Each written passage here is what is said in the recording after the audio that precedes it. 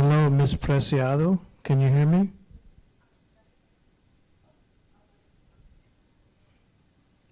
Hello, yes.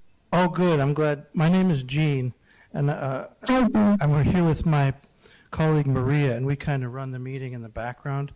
And since the Okay. governing board hadn't come in yet, I thought I'd just Mhm. reach out to you, make sure you could hear us okay. Yes, I can hear you. I can hear you loud and clear. Wonderful. There's still an executive session, and I'm Mm-hmm. not sure if they'll be out in 2 minutes, so the meeting might start a little late. But I'm going to go on mute until they come in, and then you should be able to hear them as well. Okay, I will mute myself too, and I'll turn the camera off. And when they come back down, I will go ahead and turn my video on. If that's okay. Thank you very much for being here. Thank you. Bye.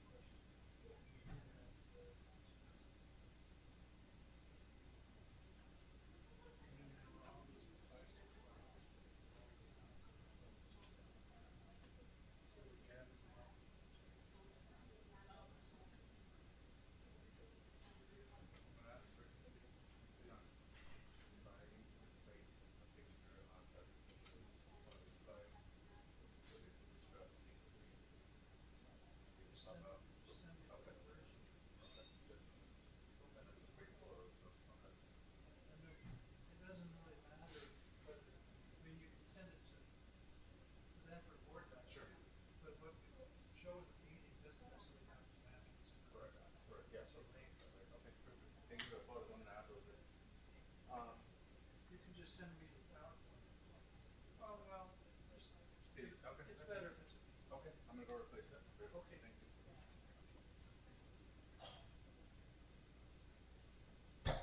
Looks like we have time. I haven't directed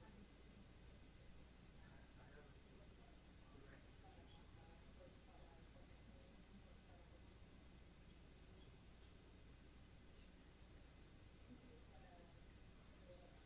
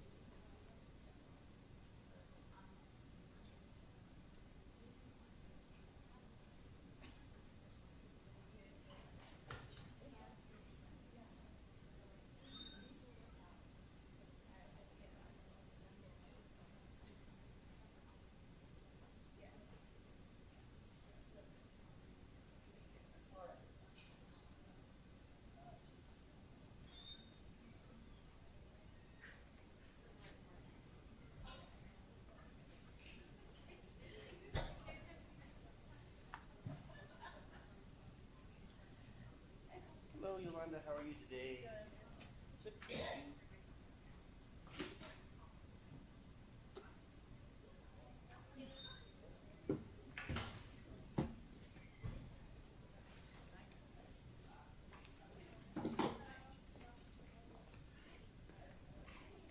Oh, hi, Lily.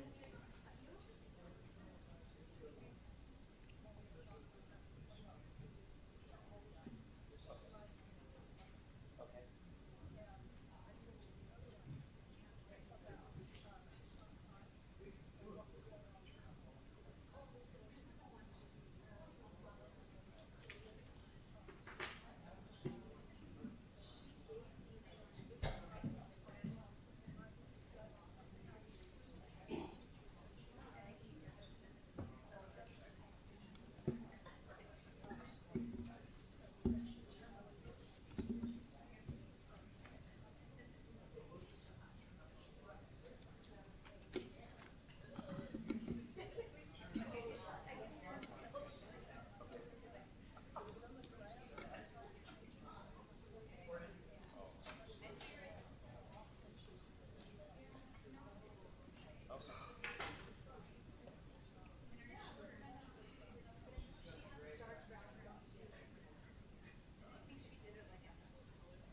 Okay, I will look for that. Thank you. Hello, Lane.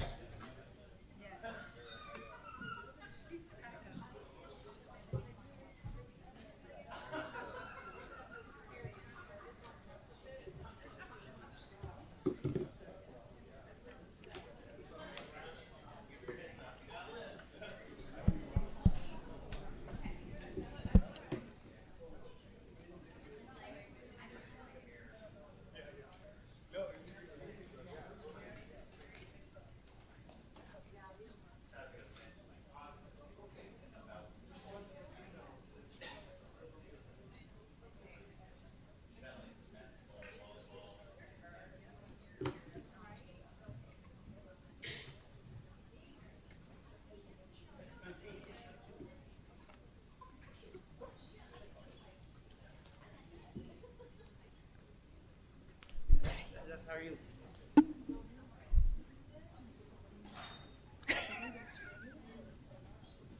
Same as always.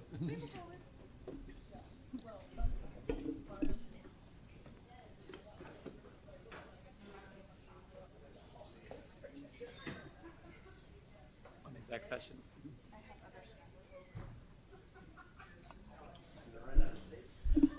Good evening, everyone. Executive session took a little bit longer, so I'd like to call our regular meeting to order. Roll call, please. Dr. Ravi? Here. Ms. Una Rose? Here. Ms. Shaw? Here. Mr. Romero? Here. Ms. Ekstrom? Here. Next is our land acknowledgement statement and pledge of allegiance, which will be given by Dr. Shaw. Jean, could you put up the land? Thank you. Great. Thank you, President Ekstrom, and good evening, everyone. On behalf of the governing board of the Tucson Unified School District, I acknowledge that the schools, buildings, and facilities of the Tucson Unified School District reside on the ancestral homelands of the Tohono O'odham Nation and the federally recognized tribal lands of the Pasquayaqui tribe. Everyone, please stand for the pledge. I pledge allegiance to the flag of the United States of America and to the republic over which it stands, one nation, under God, indivisible, with liberty and justice for all.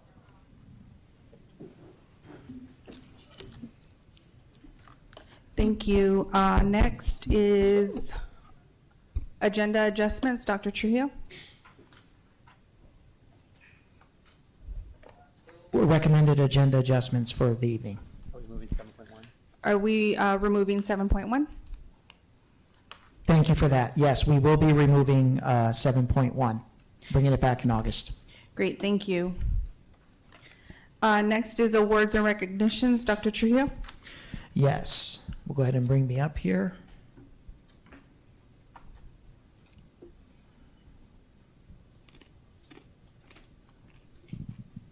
All right, it's that time to recognize student and staff and community excellence here in the Tucson Unified School District. Welcome to our final meeting here in July, all of you here in person and watching us online. First, I'd like to start with kudos to our purchasing department. The TUSD Purchasing Department has once again been recognized with the Achievement of Excellence in Procurement Award from the National Procurement Institute.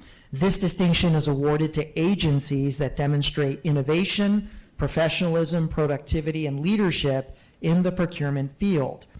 And our team has met that high bar yet again. So we want to extend our congratulations to the unsung heroes in the purchasing department. They're the face that our business community and our vendor community sees for any and all that want to do business with the Tucson Unified School District. Their workload has almost doubled with a $480 million bond that has brought on an unprecedented demand for customer service, accessibility, and visibility with procurement as we work to select vendors for those projects in support of the work of the Bond Oversight Committee. So I want to thank them for serving as advocates for TUSD and always working hard to get the best possible deal for TUSD taxpayers. So congratulations to the purchasing department. Moving on to food services, we're proud to recognize our hardworking TUSD Food Services team, which has been honored by the USDA's Breakfast Trailblazer Award. This award highlights the leadership and dedication exhibited by our team in ensuring that every student starts their day with a healthy meal, which is an essential part of academic success. We want to acknowledge their efforts and say thank you for nourishing our students every single day. So join me in congratulating our food services department. And for the last 2 days, it's been an honor to join over 150 TUSD administrators on the beautiful campus of CE Rose. I want to thank the CE Rose administration. The school looks absolutely amazing. Our CTE students provided breakfast, pastries, and lunch for our administrators as we spent 2 wonderful days talking about student engagement, talking about universally accessible transportation for all of our students, talking about the importance of enrollment and customer service, and an instructional focus for all of our kids this year. Also gave us an opportunity to welcome all of our new administrators, especially our brand new principals and our brand new assistant principals. So I want to thank everybody that made the day a success, and to all of our administrators for joining us over at CE Rose the last couple of days. This weekend, we have a wonderful event for the community. I'd like to take a moment to invite everybody to join us for Impact Tucson. It is sort of our yearly back-to-school community resource fair. We get together at Catalina High School. It'll be happening this Saturday, kicking off at 9 a.m. The event brings together resources, school supplies, and so much more to support families as they prepare for a new year. And more importantly, it is a celebration of community partnerships. From the barbers that come out and offer free haircuts to the local vendors, whether it's Target, Walmart, that donate the backpacks and all the back-to-school goodies. It is a very, very good celebration of all the different business partners that we have that all come together and support kids getting ready for the first day of school. I want to thank Lacey Grijalva and our family and community engagement team. They do a wonderful job putting that event together. And as a reminder, school starts. We are already off and running. School starts Monday, August 4th, and we are full steam ahead, making sure that all of our campuses are ready to go to receive our students. We're looking forward to welcoming back all of our students and all of our staff and a great school year. President Extra, members of the governing board, that concludes awards and recognitions. Thank you, Dr. Trujillo. Next is board member activity reports. Ms. Luna Rose? Thank you, and good evening, everybody. Hope everybody's having a good summer. Just a few items to report because it is summer, but I did attend a few events.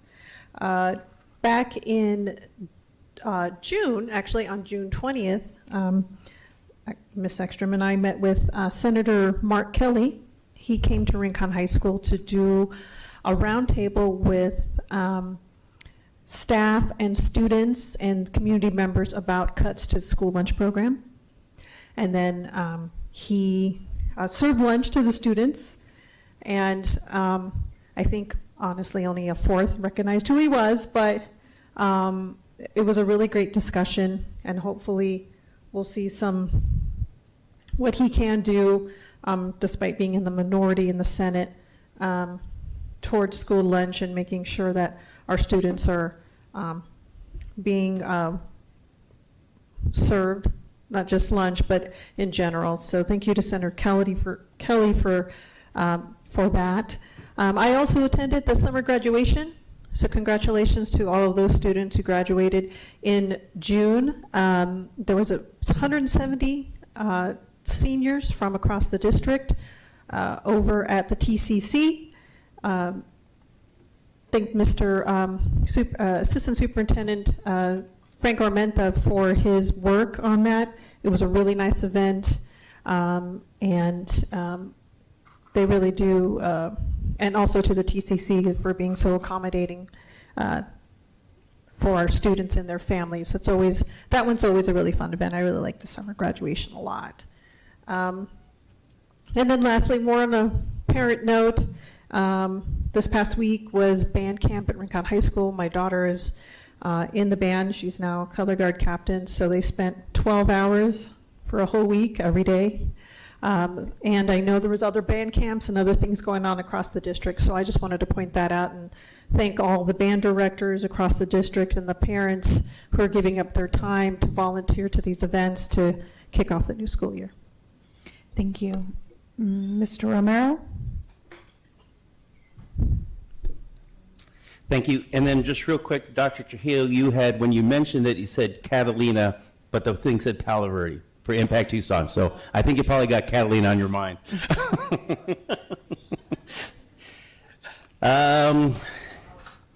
Thank you. June's school visit, actually intentional to go to the sports facilities at Rincon UHS High School, because we do have some real issues there to address. My biggest concern is Rincon's boys' locker room, where we do have no hot water in the main showers except one, I think, in the coaches' showers, broken tiles in the shower areas, broken fixtures. Looks like illegible lockers with years and years and years of abuse. As a district, that speaks of equality, but when I find out that we put artificial turf at a school as a priority before hot water in locker rooms, I think this should bring a question to have the district look at our priorities as well as our bond funding moving forward. Also got to witness the portable chiller at Rincon High School that we had some issues with as we're waiting for the state facilities board for replacement, so hopefully that happens before school year.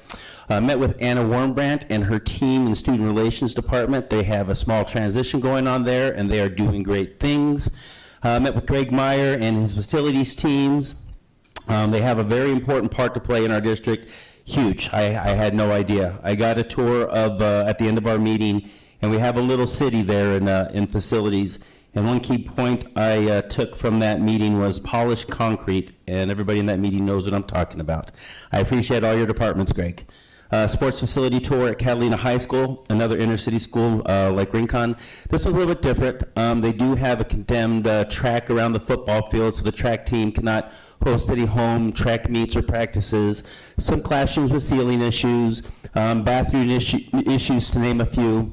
But the biggest issue are certain security concerns. Same concerns since I visited the first time in April of 2023. I hope school security and bond department look into this and address that concern. There was also an improvement from my first visit, the entryway of the Hines Gymnasium. Very inviting, looks fantastic, great upgrade, and a huge upgrade and benefit for their campus. Finished a tour off with Camp Cooper this morning with Colin. Saw the new completed compost bathrooms and the new shower facilities. Visited the cabins under remodel construction. Learned about hempcrete and the common areas that will be built on the facilities.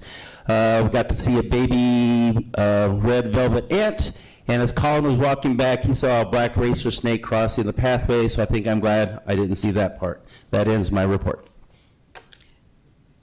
That's why I don't go out in nature in the summer. I thought about you. Ms. Shaw? Good evening, everyone. Yeah, I didn't get a chance to visit a school site since it's summer, but I was working to check on a few things. One, if you have a student that's interested in sports, make sure you get that sports physical, because my daughter's volleyball tryouts is like the first week of school. So TUSD is collaborating with Spark Sports Medicine. They have the opportunity to get your sports physical on August 1st. You can call 520-222-8076 to schedule your appointment. It is $10, but that money goes back to TUSD, so it's kind of like a fundraiser. I posted the flyer on my social media accounts on Facebook and Instagram, but I think we're going to share it too on our district website and stuff. So be sure you do that, and also bring your sports physical form, because you don't want to get there and forget it and have it all be for naught like I did one year. Let's see. I also went to the VIVA meeting. The VIVA is a program with the City of Tucson that stands for Violence Intervention and Vitalization Action. From there, I met with someone who works for Suntran, and spoke with him after about how we can make the bus stops that serve our students more safe. And so I'm looking forward to a possible collaboration with the City of Tucson and TUSD to do what we can to make our bus stops safer for our students and everyone who utilizes those buses. Last but not least, I did check on the equipment that's coming through for all of our football teams. Every team in TUSD will be getting new helmets and new shoulder pads, and it's on its way. As Dr. Trujillo said, it'll be here in about 10 days. So I'm looking forward to that and a good football season. That's it for me. Thanks. Dr. Shaw, do you have any? I would just like to say that I met with TEA and subs, so thank you for that meeting. I also met with some teachers who are still concerned about some issues at their school, so hopefully we can get that resolved. And then I also spent the last day of Davis Ross Scrooge Mariachi Camp was at the El Casino Ballroom. It's just a wonderful event where all of the students come together and showcased what they've learned throughout the 1 month that they were at Mariachi Camp. So again, thank you to Ross Scrooge for hosting this year, because Davis was having updates to their kitchen and cafeteria. And thank you again to the Valenzuela family for doing this every year. It's an amazing time for children to learn mariachi. So I also did that in June. And I'm looking forward to the start of summer, or the start of school, the end of summer. It's really a great time, and it's great to see kids going back into school and kids, getting back with their friends. So August 4th is just right around the corner. And that concludes the governing board reports. Next is call to the audience. Dr. Shaw. Public participation at board meetings. Members of the public may speak during the call to the audience. The governing board clerk shall be responsible for recognizing speakers and for maintaining order where it may be appropriate. Those who speak in person or want to have their comments read shall email or call the board office or complete a request to address the board form before the meeting. Speakers who have not completed a request form are not permitted to address the board. The speaker must state their full name and topic prior to addressing the board. Speakers are encouraged to be brief with a maximum time of 3 minutes. While more than one speaker may speak together in the time allowed, speakers are reminded that they are not allowed to speak more than once, and they may not transfer or delegate their time to others. If there are documents for the board, please give them to the board office staff, and they will ensure each board member receives a copy. Those attending the meeting and/or speaking before the board shall observe rules of good conduct. Speakers shall also refrain from inappropriate or slanderous remarks, and because TUSD serves students from preschool through high school, speakers should be aware that there may be children present and listening. At the end of the call to the audience, the governing board president will ask if any board member wishes to respond to criticism, wish to ask staff to review a matter, or wish to ask that a matter be put on a future agenda. No more than 2 members may address each topic. Contents of this card are public information. We have 3 in person and none to be read. We will start with Jacqueline Lopez, followed by Lillian Fox, and then Guadalupe Henninger. So Jacqueline Lopez. Okay, I don't believe she's here. So Lillian Fox.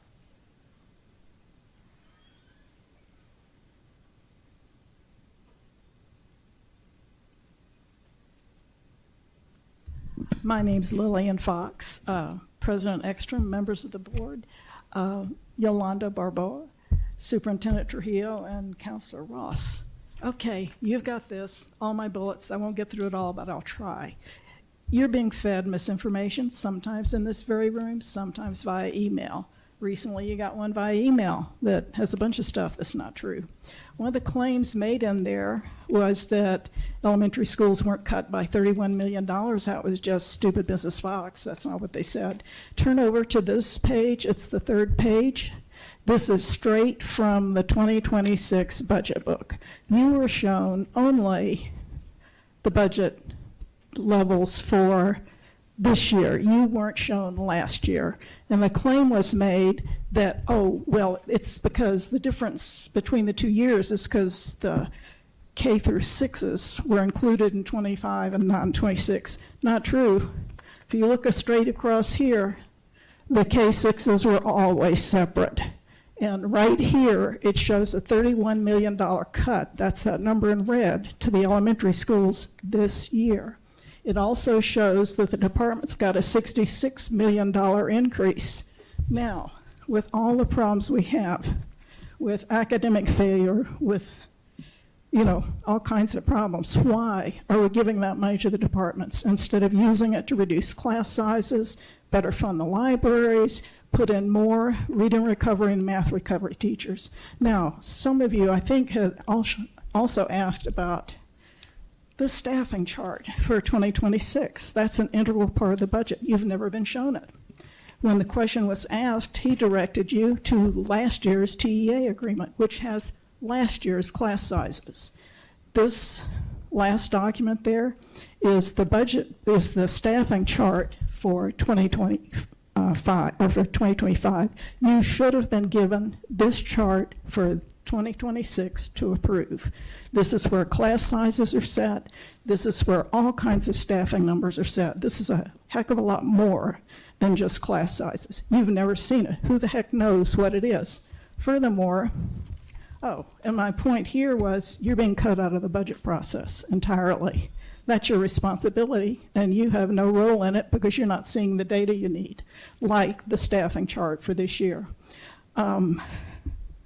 Also, you were referred to look up the class sizes in last year's TEA agreement. It's a flippin' 79-page document, and it has last year's numbers in it. It doesn't have this year's numbers in it.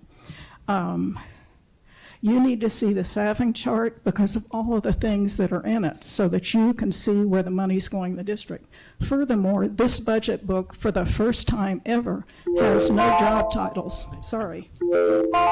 Thank you. Thank you. Do we have Guadalupe Henninger here? Oh, we do.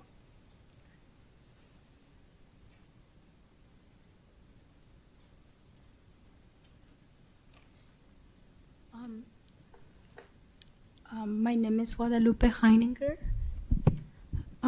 Before I start, I would like to remind everybody that there is a world order, international law, international criminal court to address crimes against humanity, genocide, ecocide, and other war crimes. People's rights are human rights, and immigrants are humans too.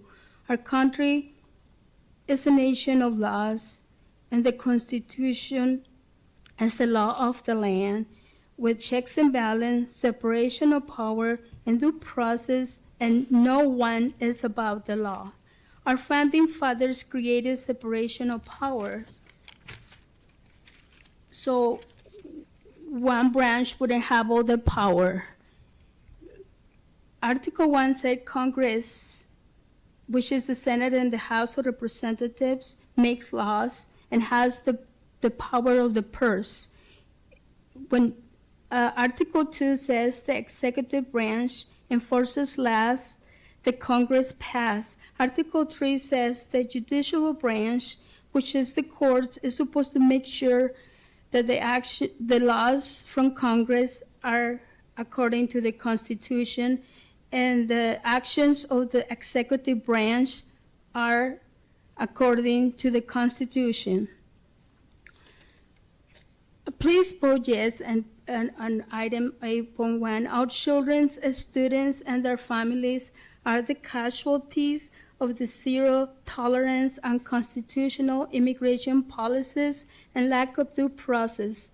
The first time I spoke about zero tolerance unconstitutional immigration practice was in 2018, where children were the casualties of parent separations, and the court stopped the zero tolerance unconstitutional practice and lack of due process. Children, students, and their families are the casualties of downturn economies and lack of health care, lack of clean air and clean water, cuts on health care, child care, nutrition,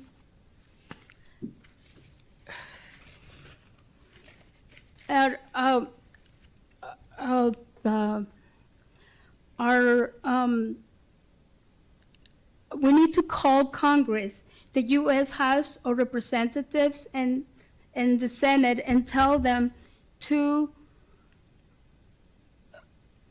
fund education, health care, nutrition, clean air, clean water, and stop the dismantling of the institutions that keep our air clean, our water clean. Time. Thank you. Thank you. All right, Madam President, that concludes our call to the audience. Thank you, Dr. Shaw. Would anyone like to address any of the speakers for call to the audience? Ms. Shaw? I just want to thank all the speakers tonight, and I'd like to also ask staff to review the matter raised by Ms. Fox and to make sure that any future budgets and budget books include staff and staffing allocation formulas. Anybody else? Thank you. Next is the consent agenda. Items 6.2 through 6.17. Ms. Ekstrom? Yes, Ms. Luna Rose? I was wondering if we could pull 6.6 and 6.9. Yes, anybody else? I was going to pull 6.6. Okay, so I move approval of items 6.2, 6.3, 6.4, 6.5, 6.7, 6.8, and 6.10 through 6.17. Second. The item has been moved by myself and seconded by Dr. Shaw. All those in favor say aye. Aye. Those opposed? Motion carries.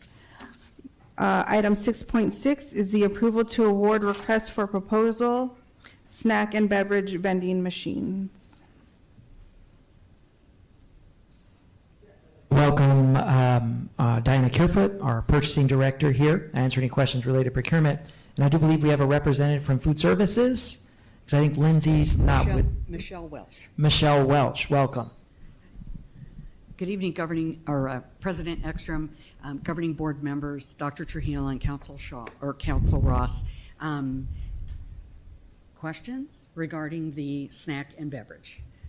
Yeah, well, and thank you. My question was, what exactly, well, one, I remember being, as a student here, there were vending machines. So is this were they taken out and new ones being put in? Is this replacement, and how's that going to work? Good evening, Governing Board and Dr. Trio. So these vending machines are just existing vending machines that we currently have.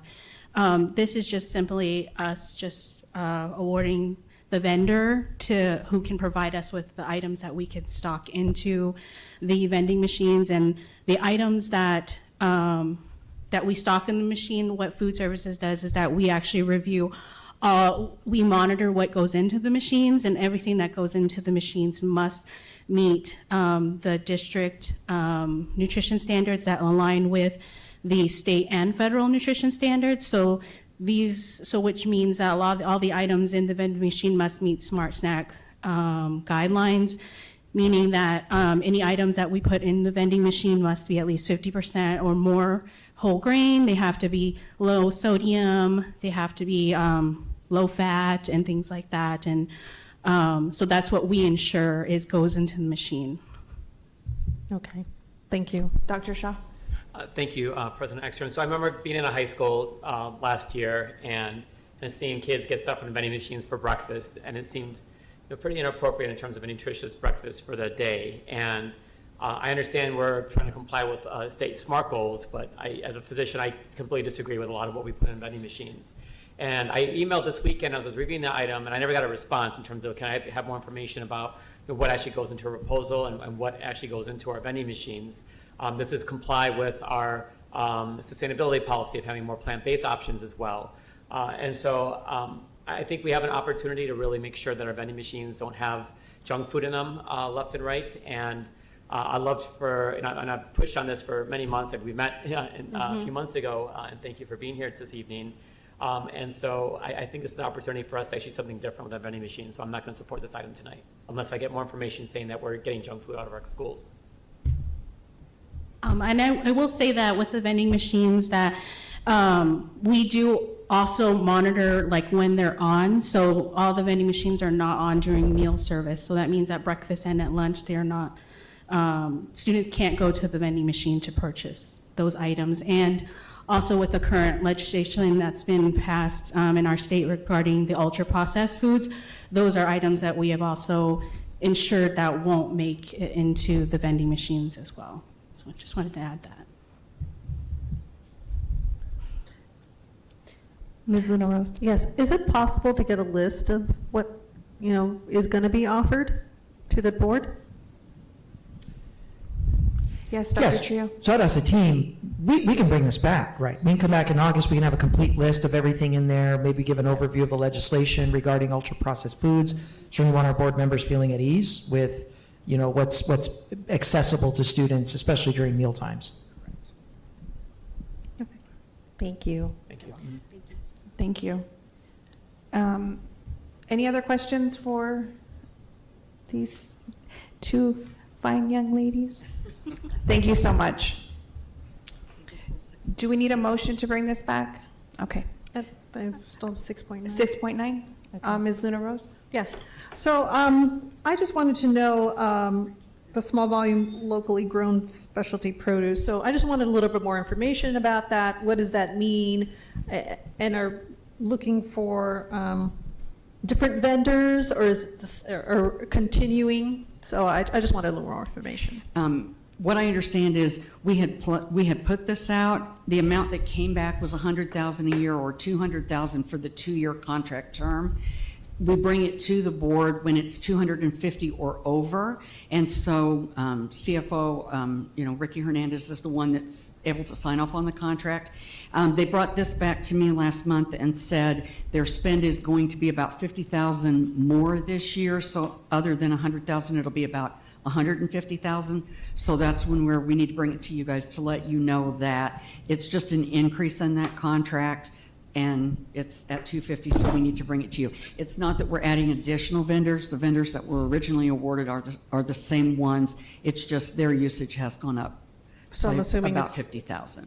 Inflationary costs? Yes. Okay. Any other questions about 6.9? I will move the item. I'll second. The item has been moved by myself and seconded by Ms. Luna Rose. All those in favor say aye. Aye. Aye. Those opposed, motion carries. Thank you so much. Thank you. And with the approval of consent agenda 6.3, I would like to congratulate the interim assistant principals at Catalina, Dr. Jessica Bernal Mejia, at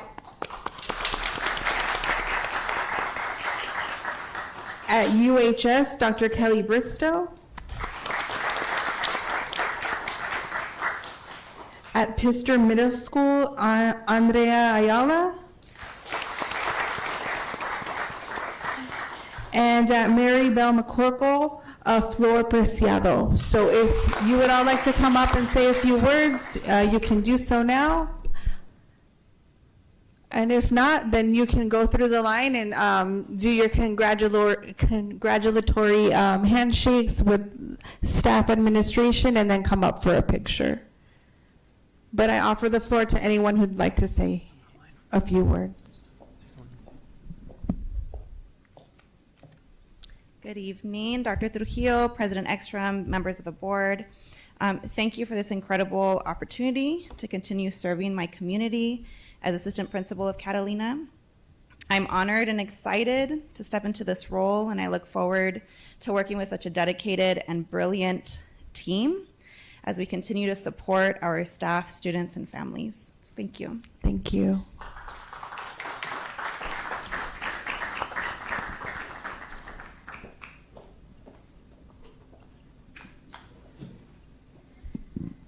Thank you, Dr. Trujillo and TUSD board members for this opportunity. As a proud alumni, parent, and educator in TUSD, I'm honored to serve the community of Pister Middle School and will work hard to help all of our students dream big, believe in themselves, and gain valuable skills in order to reach their goals and become leaders in our community. I'm grateful to my parents and my own TUSD teachers from Warren Elementary, Pister Middle School, and Pueblo High School for their roles in my leadership journey. So thank you. Thank you.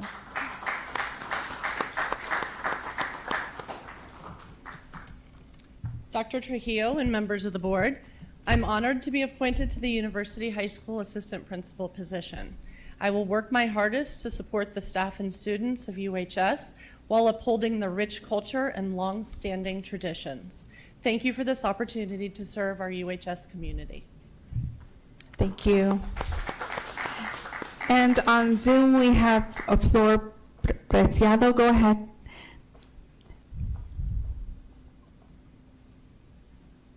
Thank you very much, members of the board. I appreciate this opportunity, and I'm looking forward to a wonderful year and serving our community south of Tucson, and just feeling very grateful and excited. Thank you. And congratulations to everyone. And those here, if you could come up and take a picture with the governing board.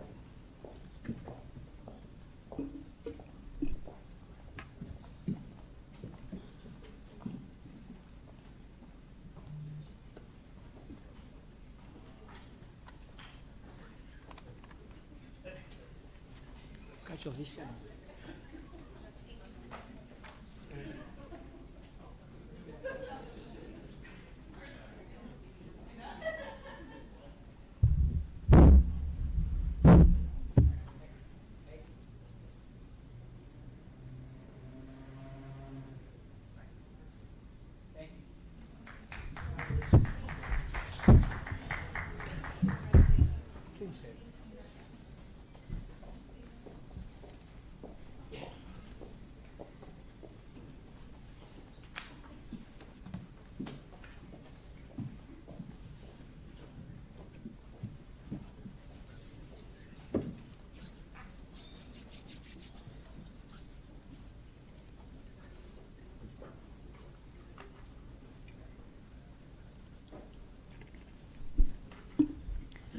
Next on our agenda is item 7.2, the approval to appoint a new member to serve on the Tucson Unified School District Alternative Education Advisory Committee.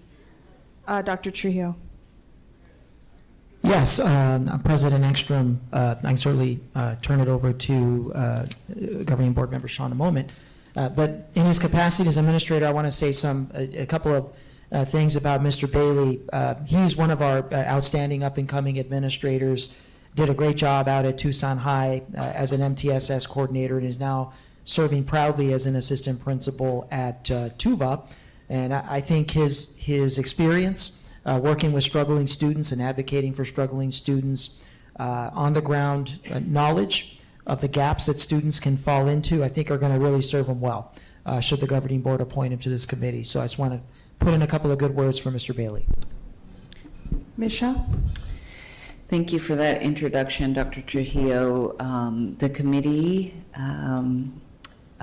approved the recommendation for Mr. Bailey. I'll leave it up to Chairman Garcia, who is here today to give a formal introduction. Mr. Garcia. Good afternoon, President Extra, members of the board, of course, district staff. It's my pleasure to be here to recommend on behalf of the Alternative Education Advisory Committee, Mr. Alonzo Bailey, for addition to our committee. As Dr. Trujillo mentioned, his qualifications are exactly what our committee desire. We lack any representation, whether it be from staff, parent, student, from TUVA, and we think that would be invaluable towards our work. I'd be remiss if I didn't mention to everybody, including the board, that we are still looking for members, highly qualified members. And the committee is very conscious of our staff to community ratios, and being sensitive to that, we still would recommend the addition that we put on the agenda for you today. I'd be happy to take any questions if you had any. Thank you. How many members do you still need? I believe right now we still need 4. Okay. Don't quote me on that, but it's about 3 or 4. Okay. Yeah, thank you. And the max of 13, is that? Yes, ma'am. Okay, thank you. Thank you. And yeah, the committee is doing great work. I thank Chairman Garcia for his leadership. He runs a really efficient meeting, and so I look forward to the addition of Mr. Bailey. And with that, I'll move the item. I'll second. The item has been moved by Ms. Shaw and seconded by Ms. Luna Rose. All those in favor say aye. Aye. Those opposed, motion carries. Mr. Bailey is on Zoom. If you would like to make a few comments, you are able to do so now. There we go. President Ekstrom, board members, Dr. Trujillo, I just want to thank you all for this great opportunity to represent not only the families and the students of TUVA, but also my community. And so I look forward to being a participating and invigorating member of the committee, and I can't wait to get started. So thank you all so much. Thank you, Mr. Bailey. Next is item 8.1, the approval of the governing board pro statement for the voter information pamphlet for the November 4th, 2025 special override election. Dr. Trujillo. Yeah, governing board members, governing board president, extra members of the governing board, and most of our board members are well-read and kind of into this, but just a couple of general points of information for the viewing public, and in a moment I'm going to turn it over to our COO. When a school district calls for a budget override, the first important piece of information is, unlike a bond, which you can have unlimited statements in favor of, with an override, you're limited to 10. And one of the required statements in favor has to come from the governing board itself. The in favor of statements are due by August 8th, so this represents kind of the best opportunity for us to engage the entire board on what it wants to see in its required pro statement.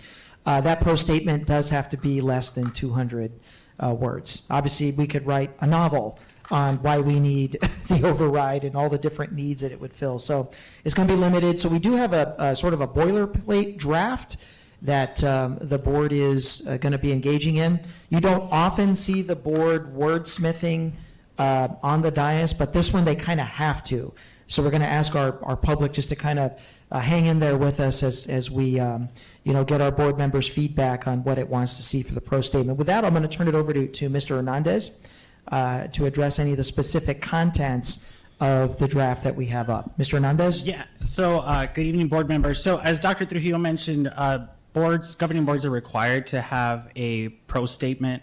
The statement is signed governing board of the Tucson Unified School District. It is not signed in your individual names. So obviously, if you decide to take a vote on whatever version you want to adopt, it'll be signed that way when we turn it over to the county. As Dr. Trujillo mentioned, it cannot exceed 200 words. This will count as one of the 10 pro statements in the voter information pamphlet. The pamphlet is required to have a minimum of 2 statements in favor and against in order for each one of those to be published. So if this happens to be the only one in favor, it would not be published just because the statute requires a minimum of 2. Same thing goes for the con side. These can be statements of opinion. The one thing I will say, as my experience working for the Pima County School Superintendent for 10 years, is that if we put any factual statements, the county school superintendent is allowed to check what are called statements of fact, and his office can then make changes. This version that I received from one of you is, in my opinion, is all statements of opinion. So statements of opinion cannot be edited by the county school superintendent. And at the time that we put this together, we didn't know that the proposition number, what the proposition number was going to be. It's now been assigned by the county as Proposition 414 for the override that'll appear in the November ballot. So, as Dr. Trujillo mentioned, this is essentially kind of a live wordsmithing session if you so choose to do so, and we'll make the edits and make sure that it complies with the statute. What is the word count? 200. Okay. Yeah, this one is 196. Okay, so we have to be cognizant of that. Any recommendations from the governing board members? Ms. Shaw? Thank you. Mr. Hernandez, can you talk about our ability, like we can't change the proposition number at all because I think it's going to confuse voters. Yeah, so we've had several conversations with the county school superintendent, with the county elections department, and the county attorney. Unfortunately, the way that the numbering happens is set in statute. So local propositions start with a number 4, so 400, for example, and they have to go in consecutive sequential order. The next number has to be the number after the last one. The last county proposition was Proposition 413. The city ran its own elections when they ran the sales tax that failed in March. That was Proposition 414. It happens to be ultra serendipitous that 414 and 413 happen in the same 6-month cycle. Unfortunately, our hands are tied, county hands are tied. It is written in state law that we have to use the order that they're in. So, right on. Well, this is the good Prop 414. This is is the Prop 414 that will pass.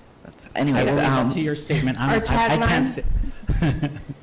As far as adding any words, I know we have like 4 words that we can add. I would like to see the addition of librarians and physical education, like right before career and technical education. So it would read fine arts, preschool, librarians, physical education, career and technical education, and so on and so forth. I think that's a really good selling point that most people would be, it would be something that people can get behind. Everything else, I think people can get behind too, but it's always shocking to hear that many of our schools, if not the majority of them, don't have librarians, and for our elementary schools, a lack of physical education. Okay. Ms. Luna Rose? All right. Thank you.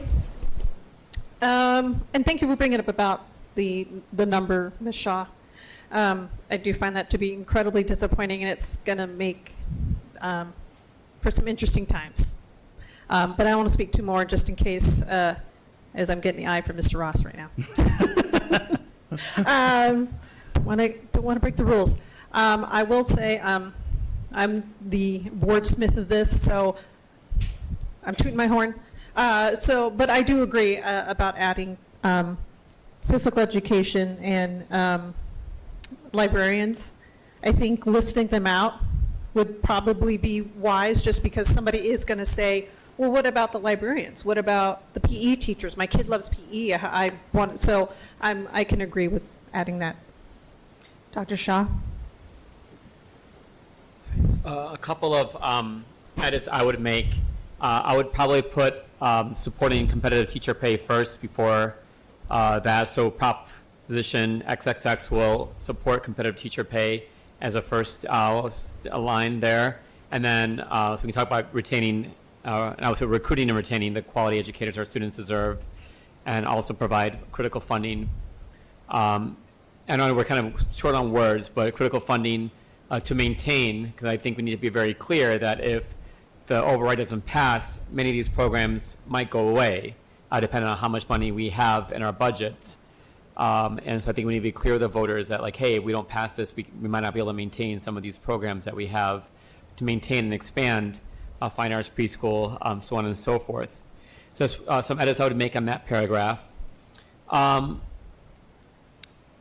the next one, every major district in Tucson, I would say very specifically, already has a voter-approved override, as opposed to this kind of support. I would be very clear that, like, hey, we're the only district that doesn't have a voter-approved override. It's our chance to catch up to other districts that have this. So I would make that edit on that paragraph on that first line.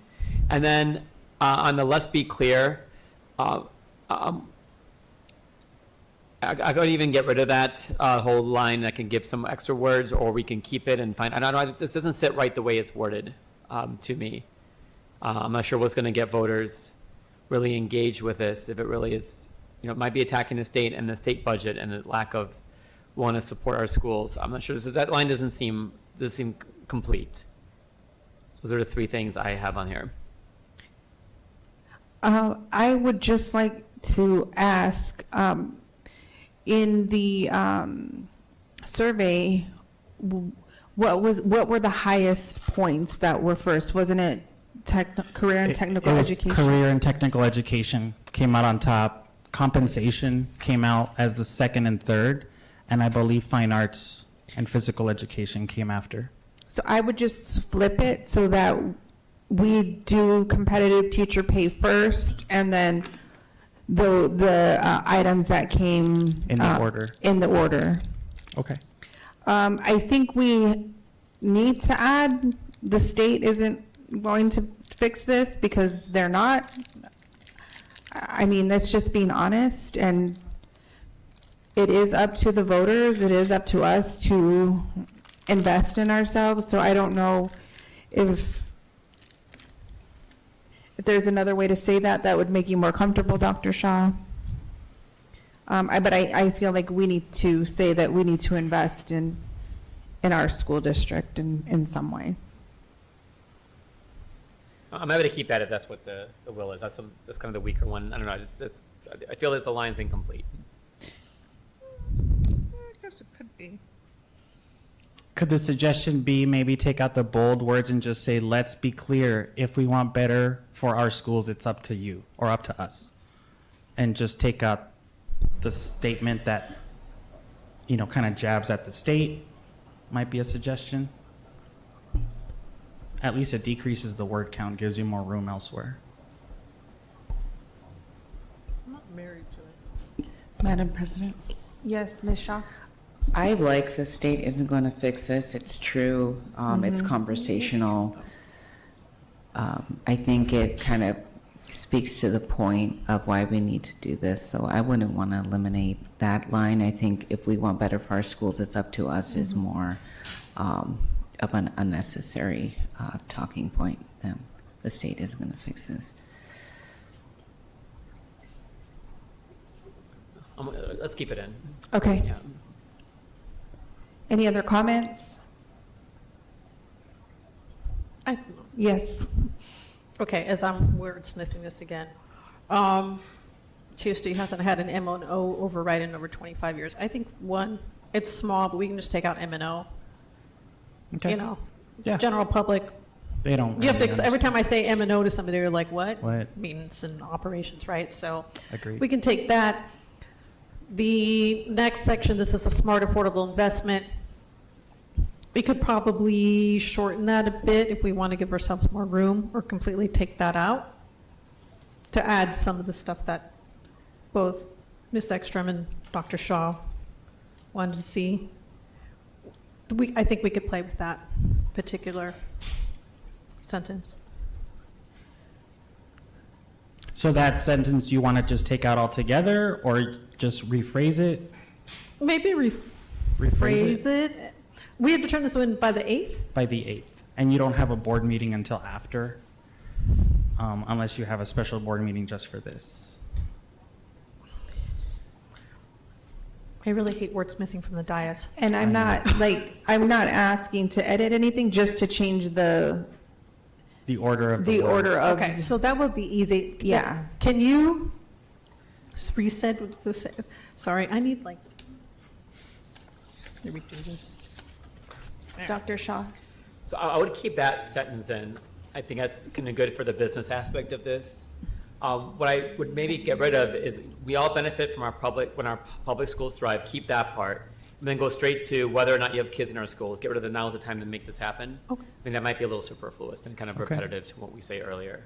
Especially we keep the line on the state part, and then we want better schools up to us. That kind of states that. So I would get rid of now is the time to make that happen, and then move the whether or not to the end of that paragraph. Okay. Okay, I can do, yeah, Okay. yeah. And don't worry, I'm going to go back and watch this to get every one of your points in. At this point, I remember You can Ms. call me. We Shaw's, can- counselors, librarians, rearranging to fit the order of the survey, eliminating this is a smart, or rearranging this is a smart, affordable investment sentence, and then getting rid of now is the time to make this happen, and just bring up whether or not you have kids in schools. I don't think we need to get to rearrange now that we were going to take out now to make that happen. This is a smart, affordable investment. We can keep as is. Because it does speak to the business community that Dr. Shaw. And then we're, instead of this kind of local support, a TU, or a voter-approved override. Yeah. And take out M&O. Yeah, and take out M&O. We can go over this if you want on a offline, as they say. Ms. Shaw? And I know you're going to watch this again, but it wasn't counselors, it was Oh, I'm sorry, librarians and librarians, physical education. physical education. Thank you. Thank you for correcting. And then competitive teacher pay is first. Yes, ma'am. Let me summarize this. Teachers We have first. to do a motion tonight, right? to Yes. get this- All right. Okay, come on 1 second here. Dr. Shaw's just rewriting it. He's a doctor, he writes fast. Nobody can read doctor's handwriting. I have gorgeous handwriting. when I This is want why to. prescriptions are electronic nowadays.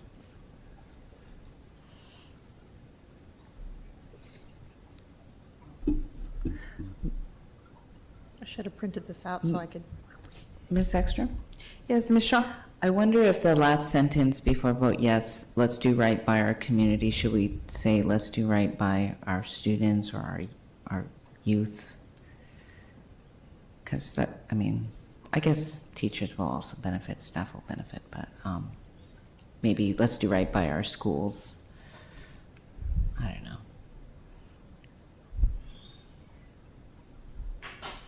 School community?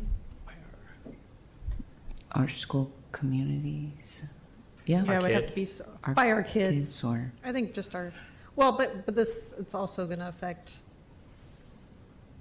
at In the end of the end. day, at the end of the day, it's all about, we're here all, on behalf of kids, right? Whenever we're students. That's why I use the word community, but I see where Ms. Shaw's coming from. Let's do right by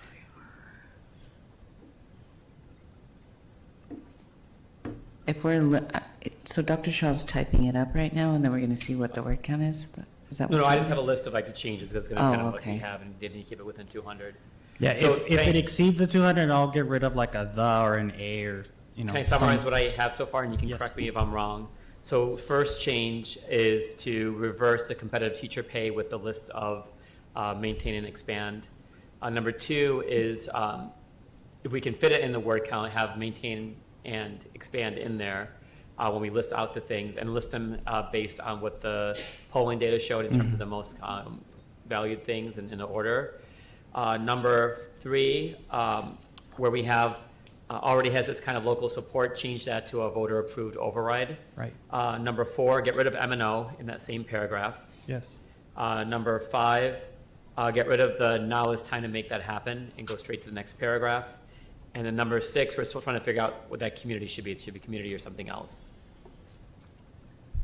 And then add in physical education and librarians. Ms. Ekstrom? Yes, Ms. Shaw. And I know we're pushing towards the word count, but when I was running for office, one of the phrases that I said often and I really believe in is that like the success of TUSD dictates the success of our region. I think, you know, that line, if it can fit in there, whether or not it's that exact phrasing or different, I think can really hit home about why it's important that we invest in our schools now. So I think, like, you know, we all benefit with when our public schools thrive. And then the next line, well, maybe that one's eliminated, but I don't know. Say it again, Sadie, would you? The success of TUSD dictates the success of our region or something to that nature. We can replace we all benefit from our public schools thrive with that. If that's Okay. what the will is, because that kind of says a similar thing, but. Yeah, I would be interested in that if the rest of the board is. I'm okay with that. And I think, I know at the very end, let's do by, I think by our community, because we are the largest school district. I think keeping community would benefit if we put in that phrase from Ms. Shaw. All right, so we're keeping community. Yeah. Yeah. We mentioned kids already in that paragraph. Yeah.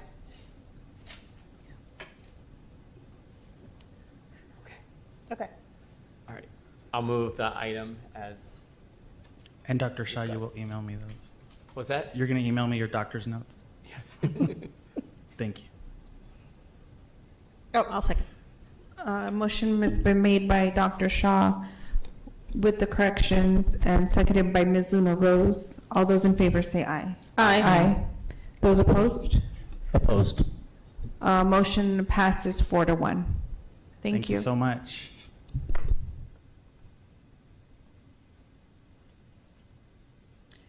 Next is, Sadie, can you email me that phrase, and I'll include it in my email with all the other changes.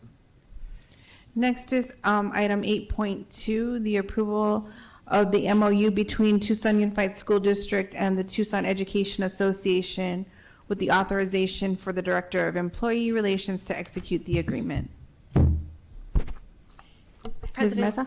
Thank you. President Ekstrom, governing board members, we come to you today to ask for approval on this MOU that is attached to the agenda item. Throughout the last semester, a group of stakeholders have convened to look at our current assessments, and it was formed to streamline processes, review redundancy, and to always ensure that we are compliant with federal and state mandates. The assessment task force is made up of teachers, curriculum service providers, department representatives, district leadership, and principals. In addition to the input from all the stakeholders, there were surveys sent out to teachers, there were focus groups, and surveys sent out to principals.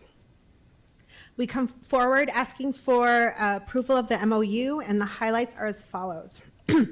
For the 25-26 school year, there will be a discontinuation of quarterly benchmarks in K-8. So the board is aware, iReady will be the district common assessment. DIBELS will no longer be used as the growth measure for teacher evaluations. It will remain a state-approved screener for move on when reading.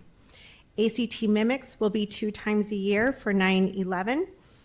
And sites are encouraged to utilize comprehensive balance assessment framework to develop standards-based assessments at their sites.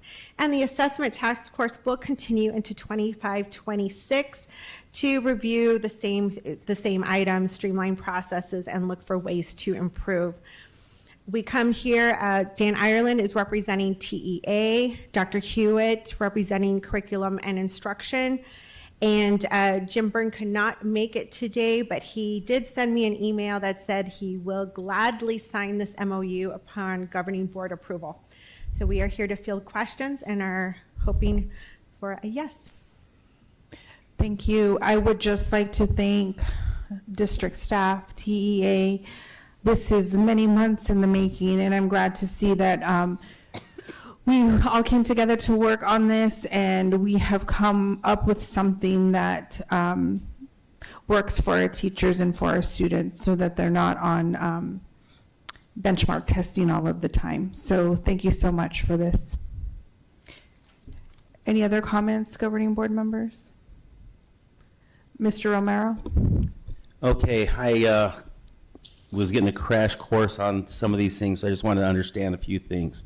So on dibbles, is currently dibbles used as like a national norm for K-5? Is I correct in what I was told? I'm going to ask Dr. Holly Freitas, who is, I also had a crash course this semester in this area, so it's best if I ask an expert and phone a friend here.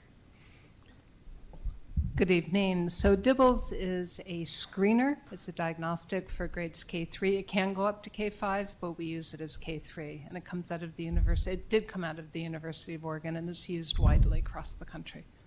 Okay, kind of, but not as a national norm type of thing? As a national norm, I mean, it does have cut scores, and they use the scores from all over the country. So I guess, yes, you could say that. Okay. And then just a quick question, because again, crash course, questions I don't quite understand. And I know we're talking about using the iReady, and there's another one I found out about there, the NWEA, other districts like AMPI use that. Why do we use the iReady versus the NWEA? So we use iReady because iReady serves our district's purpose, and so it is a growth measure. And so traditionally what we used was both benchmarks as a standards mastery measure, so level of proficiency, and then iReady is the diagnostic or the growth measure, how much students are growing over the course of the year. But what we have learned in our experience with iReady is that they also have a proficiency projection that is it's very strongly aligned to our state testing. And so that means that we can use that in place of our benchmarks. And so there's really no reason to switch, to throw the baby out with the bathwater and change course to something like NWEA when we have a really good assessment right now in TUSD. And is that kind of always what we use, has been iReady, or for quite a long time? So we haven't had a growth measure up until, I mean, not as robust as iReady. And iReady we've had for a couple of years, but last year was the first time that we required it in K-8. Got it. Just trying to go through my notes here. You know, and some of the feedback I got also is, you know, don't test more, let's test smarter.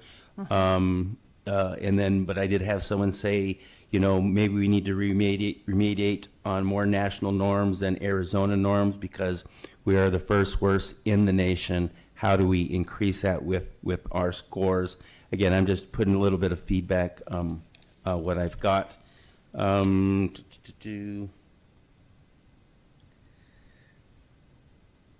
So out of curiosity, why remove DIBBLES except when it's a MOWR? What's the benefit of that? So we will continue, we're not removing DIBBLES. We're still going to administer it beginning of year, middle of year, end of year. But what we're doing is we're changing the end of year date.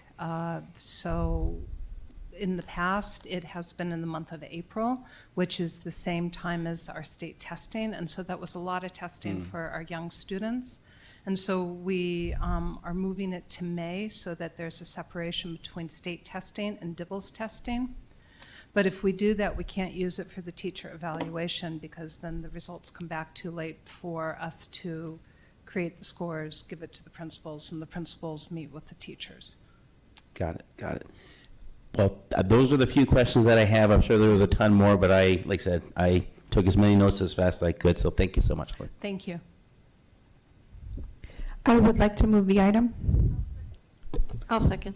The item has been moved by myself and seconded by Ms. Luna Rose. Any other discussion? All those in favor say aye. Aye. Those opposed, motion carries. Thank you so much. Thank you from CNI and TEA. Next is item 8.3, review of teacher evaluation model revisions. Dr. Trujillo.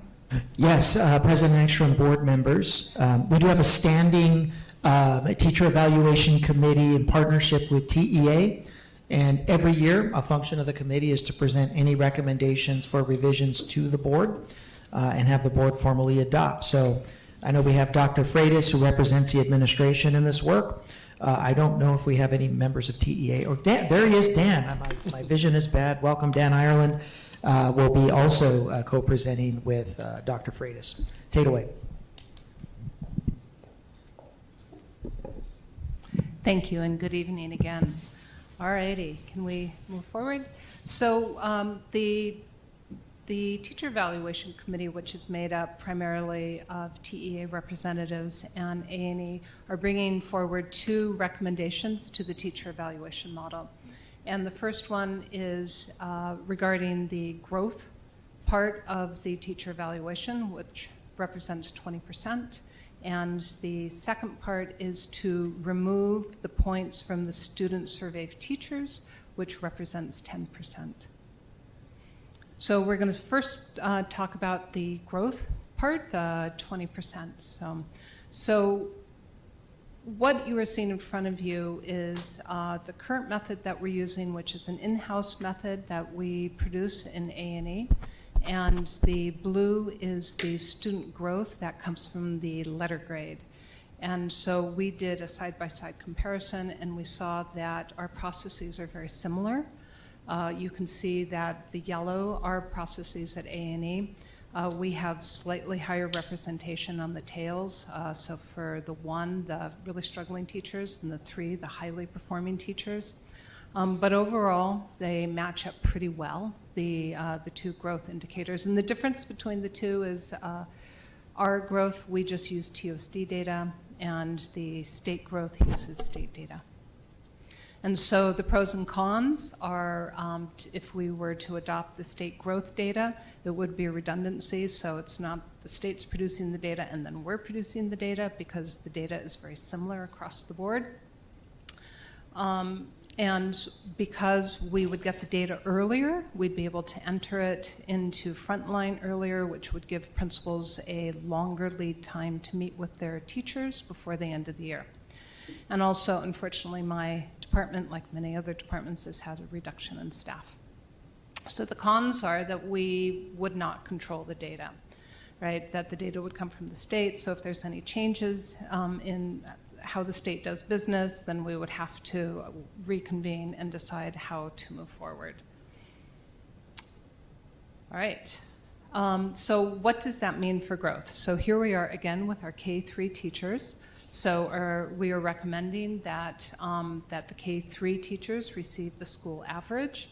And so that way we're separating the dibbles entirely from the teacher evaluation model.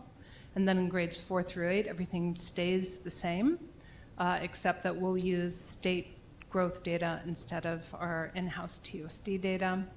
And then in grades 9 through 12, because the pre-test is the Aspire in 9th grade, and the post-test is the ACT in 11th grade, many teachers are involved in the success of those students. So what we have done is create a model at the high school level where all teachers receive the school average, right? So ELA teachers get the ELA average, math teachers get the math average, and then all the remaining teachers, of whom there are many, about 75%, they will get the school average. Okay, so that's that, and now we're going to move to student survey of teachers. This is our second recommendation, and so the teacher evaluation model is made up of 4 components: Danielson framework, academic growth, which we just discussed, student survey of teachers, and teacher reflection. And so now we're talking about the 10% that is the student survey of teachers. So you can see that 67% currently is Danielson, so 2/3 of the teacher evaluation scores come from the principal observation of teachers. 20% is the academic growth, 10% is the student survey of teachers, and then that 3% is the self-reflection that teachers fill out. So this is the committee's recommendation, that even though the points would be removed from the distribution of points, the survey would still be administered. And so the survey would still be required, and so that the teachers receive that feedback. But one of the reasons we're recommending pulling it out is because it shows such low discrimination when you average all the different questions together. So basically all teachers get a really high score. So this is the recommendation from the Teacher Evaluation Committee. So you can see that there are no points for student survey of teacher, and those 10% or those 10 points have moved into the Danielson. So they fall under the umbrella of the principal and the principal observation. So why give the survey, right, if it's not going to be used for points?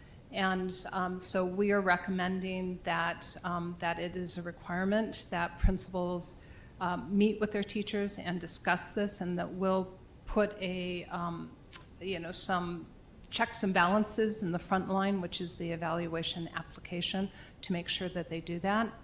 And what's really important about the student survey of teachers is that there's a lot of celebration. There's a lot of things that our teachers are doing really, really well, and that conversation between principal and teacher is important to have. And of course, there's always room for improvement. And so we're hoping that this will encourage that reflective and productive discussion between principal, school leader, and teacher. And right now, what we've heard sort of anecdotally from schools is that oftentimes these surveys get put in teachers' mailboxes, and that's the end of it. So we are trying to change that into a productive conversation. Yep. So this is an example of the grade 3 through 5 student survey of teacher questions. And so anything over a 3.5 is really good. And so what's highlighted in pink this is what our district does really well in grades 3 through 5. So for example, if I don't understand something, my teacher explains it another way. My teacher teaches us to respect people's differences. My teacher treats all students with respect. The teacher in this class encourages me to do my best. So these are overwhelming sentiments from students about their teachers in grades 3 through 5. And then areas where we can improve are the purple ones. Students are learning or working during the entire class time, so that's classroom management, right? Students are respectful to our teacher in this class. Again, more classroom management. People we learn and read about in this class look like me, and my teacher asks me to connect my experiences outside of school to what we are learning in the classroom. So both of those are more culturally relevant pedagogy type questions. So there's a lot of strength and there's a lot of improvement. And so each teacher has different strengths and weaknesses, or improvement areas with these surveys. Yep. Okay, so on the left-hand side is business that as it has been, and on the right-hand side is what we're proposing. Again, that Danielson will move from 67 to 77 points. Academic growth, teacher reflection will stay the same, and the student survey will be removed entirely for points. And so I did a side-by-side comparison for the last 2 years. So this just says 23-24, but I did get 24-25 data this week, so I compared that too. And so using so on the left-hand side is with the student survey points included, and on the right-hand side is without. And you can see that the distribution of categories are almost identical. And from 23 to 24, it's the same. So it's very, very stable if we take out the points for the student survey of teachers. And so we're going to keep the cut scores the same. And I think that's it, right? Yes, if you have any questions, and Mr. Ireland is here to help me. He was an architect in this recommendation. Dr. Shaw. Great, and thank you for all the thought that went into all these changes here. So I want to just make sure I understand. So the first thing, the teacher evaluation growth calculation methods, so the first part is what feeds in the 20% of the second part. Mm-hmm. So that's just a growth piece, and that's how we're measuring it. Mhm. And so we don't measure any teacher individually in that growth. We measure just the school as a whole for most of our teachers. So what we do is we do measure individual teachers, and then we roll that up into a school level.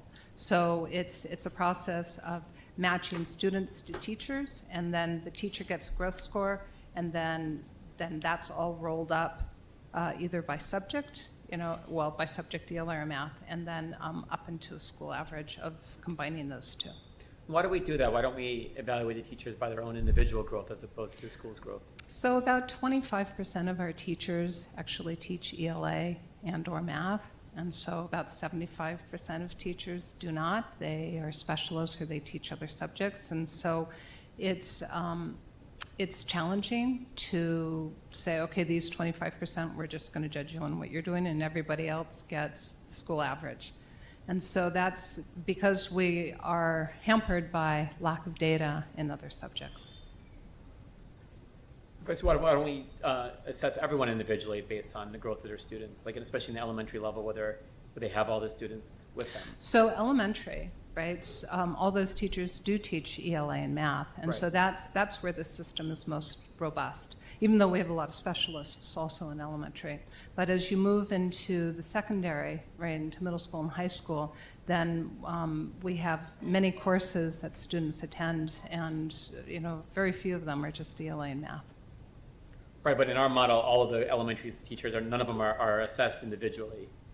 So they are. So fourth grade teachers, right, get their fourth grade ELA, fourth grade and fifth grade teachers get their own ELA and math scores because we can roll them up to those teachers. Okay. But the K-3 don't. So you need 2 years of data, and so the earliest data point is third grade AASA, so fourth grade is the first year that has 2 years of data for a growth metric. Right. And then on the 60 or 77% now, we approved this on the Danielson. So I know we talk about a lot of different measures. Like, what are we actually measuring for the teachers in the Danielson framework there in 74%? So the Danielson has 4 components and I believe 22 categories. And so it measures teacher preparation, classroom organization, instruction and assessment, and then community participation. And that's based on whoever the evaluator is, principal, assistant principal, someone who's evaluating the teacher, determining how they fit in the points. Mm-hmm. And what we do, so we have what we call the modified Danielson. So some years ago, a team of experts in TUSD modified it to include culturally relevant aspects in the observation. And then also principals are calibrated on a regular basis when they meet in their ILA sessions, just to make sure that there's continuity across schools.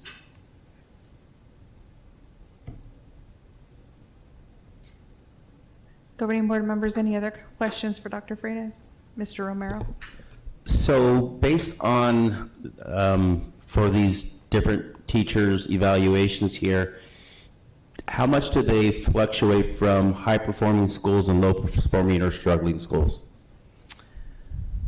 So I believe 80% of our teachers are distinguished, and so they are scattered throughout the district, regardless if it's an A school or a D school. So we have excellence in all of our schools. There are many things that contribute to growth in academics. Yep. Okay. We're talking about the SST not counting for part of that growth measure? Are you still going to ask the questions? Yes, so the idea is that the survey itself will still be administered with the understanding that that will be a requirement that the principal has a conversation with the teachers as part of their final evaluation. Although the points will disappear, they will be, the Danielson will absorb those points. Okay, and I guess my just concern with removing that as a point, yes, I see the points don't change, but as far as just say a teacher and a principal are not getting along real well, now they have an extra 10% to help deflect, or 10 more points to change their score, and they don't get their students, basically, I guess, a customer, your Google review from your students play a part of that. That would just be my concern about that. And I did hear at one situation where a teacher was using, they say, hey, don't forget to fill out your surveys, we're bringing in such and such for lunch and things of that nature, kind of bribing some of our students to give them better grades than they can. So it can go both ways. You can get, and again, these are just a situation that was brought up to me. So I'm just concerned about taking away that point so that, again, the students have a little bit of weigh in, and the teacher has a little bit of weigh in. Say, if the principal says, well, you're not doing this for your students, well, this is what my students say I am doing. Right, so there's a lot of conversations around at what age you start to survey students. And so there's one camp that says you can survey students as young as K, right? And there's another camp that says really you shouldn't start surveying students seriously until 4th grade, 5th grade, 6th grade, because the ability to think more critically about the environment in which they find themselves. And so this student survey of teachers is K-12, and so our highest scores, our perfect scores, are typically in K2. Yeah. Any other questions for Dr. Freitas? I have a couple of questions. How long have we been asking these questions from our students? For example, the teacher in this class encouraged me to do my best. Like, how long have we been asking these same questions? Right, so this survey was developed in concert with the special master around 2017. It was taken from a Harvard study of over 100 questions, and so it was condensed down to sort of what we call the 7 C's of instruction.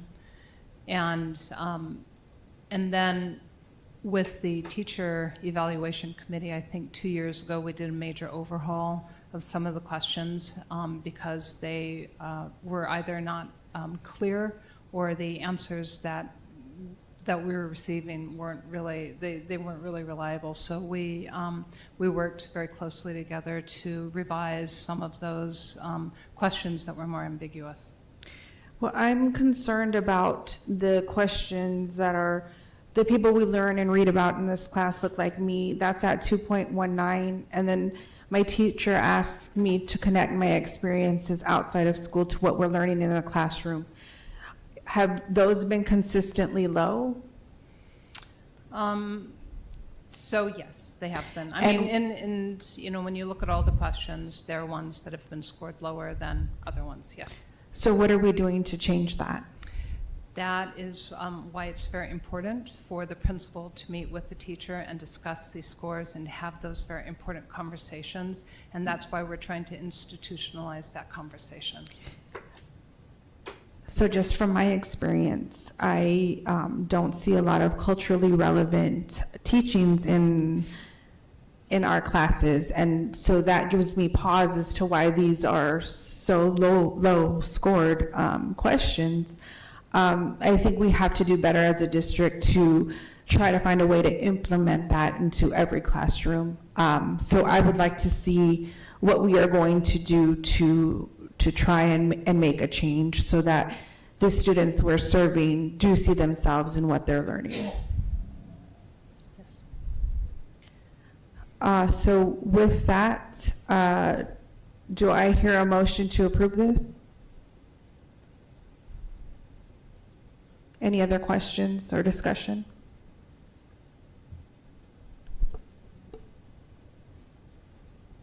Yes, Ms. Luna Rose. I just want to, as I'm looking here at one of the slides, so these student questions is recommended to be removed from the teacher evaluation point allocation, but they're still going to be administered? Yes, ma'am.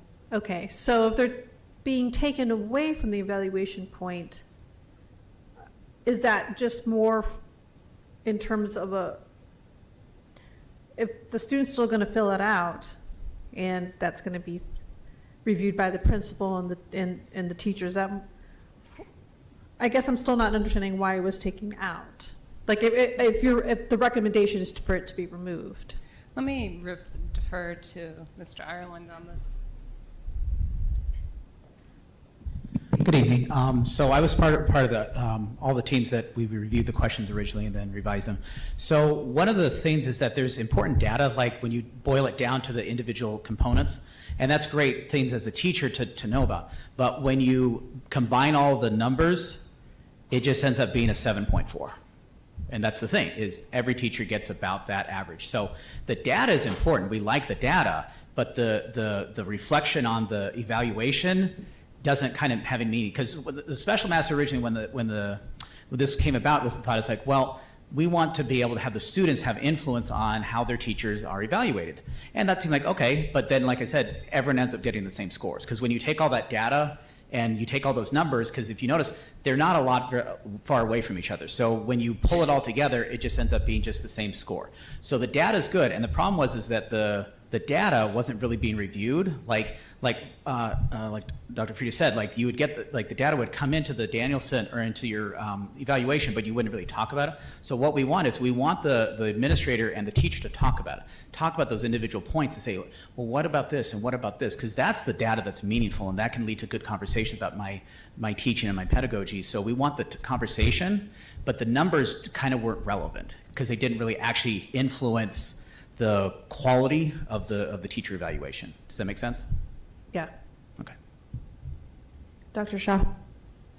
Yeah, so I think my biggest concern is just trying to understand what we're trying to accomplish, with this more generally. And I'll be the first to say we have amazing teachers in our district. Like most of our majority, super majority, almost all of our teachers are great at what they do. They're working great with my 3 kids, with all of our kids in our district. Engaging them, helping them learn and grow. And I see amazing growth, amongst students and my colleagues' kids and everyone else I'm interacting with.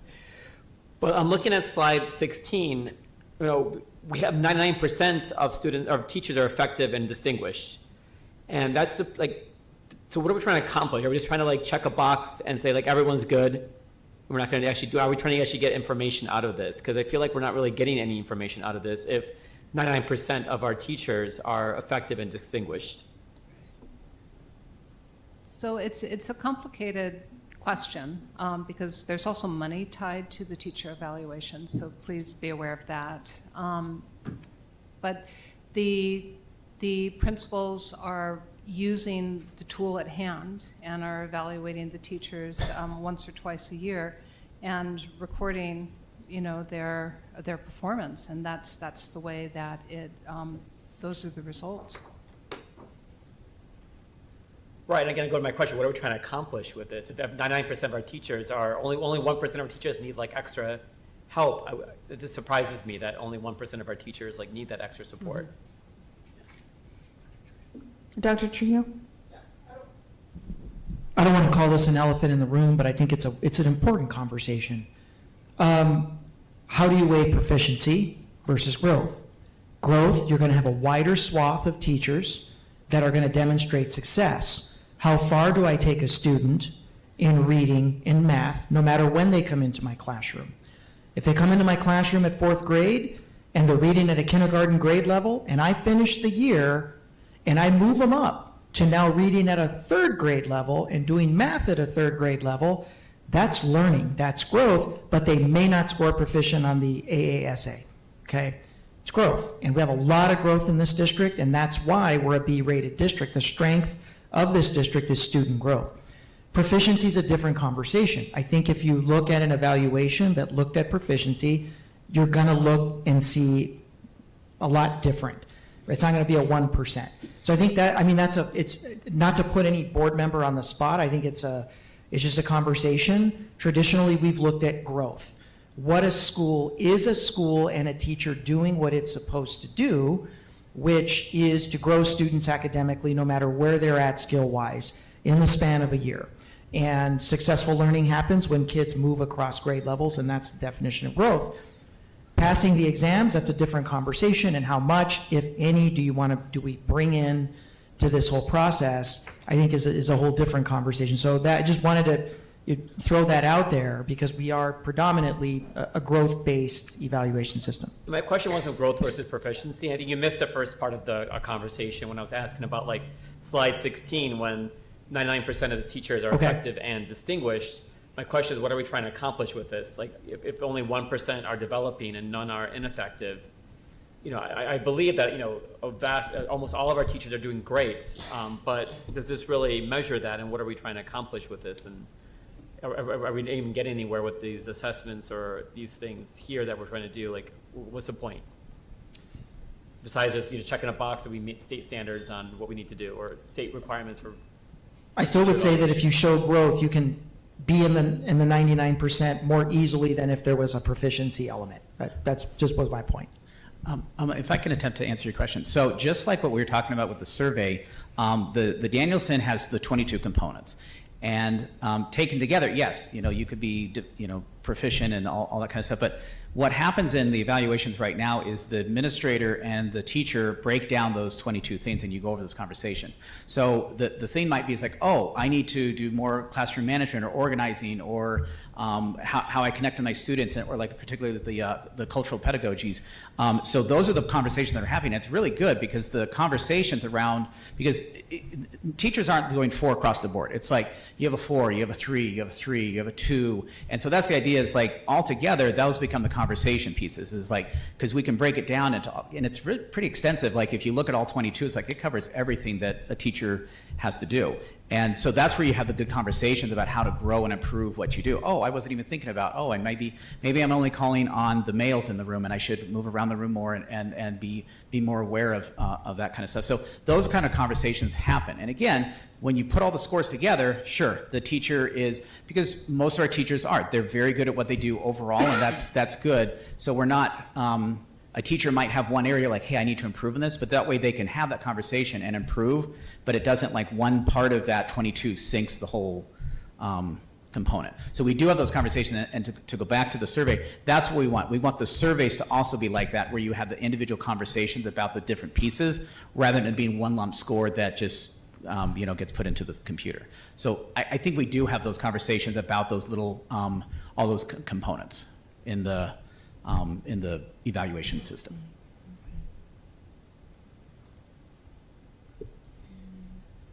Mr. Romero? And Dr. Shaw had mentioned something about, again, maybe I don't understand it as well, so maybe you can get a better explanation, why we don't do performance on the individually as opposed to a group setting.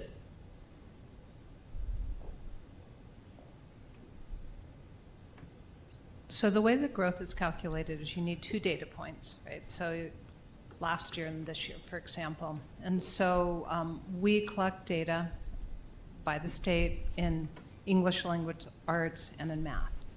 So we are limited in the amount of data that we use for the teacher evaluation. Again, about 25% of our teachers are ELA and math teachers. And so those teachers do receive their own scores, right? But all the other specialists, social studies teachers, art teachers, librarians, you know, so on and so forth, they all receive the school average because they're not being held accountable as an English teacher of record or a math teacher of record. And is that because we're focusing on growth versus proficiency? So it's the measures that we have available to us. So we have the state test, right? And so that's what we're looking at, growth over time, change over time from one year to the next. So we have limited measures in which we use for the teacher evaluation.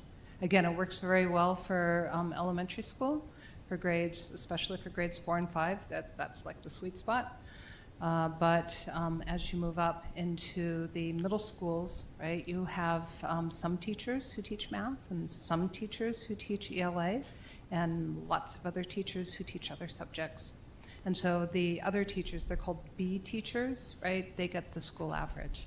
And then the A teachers are the teachers of record in ELA and math. Okay.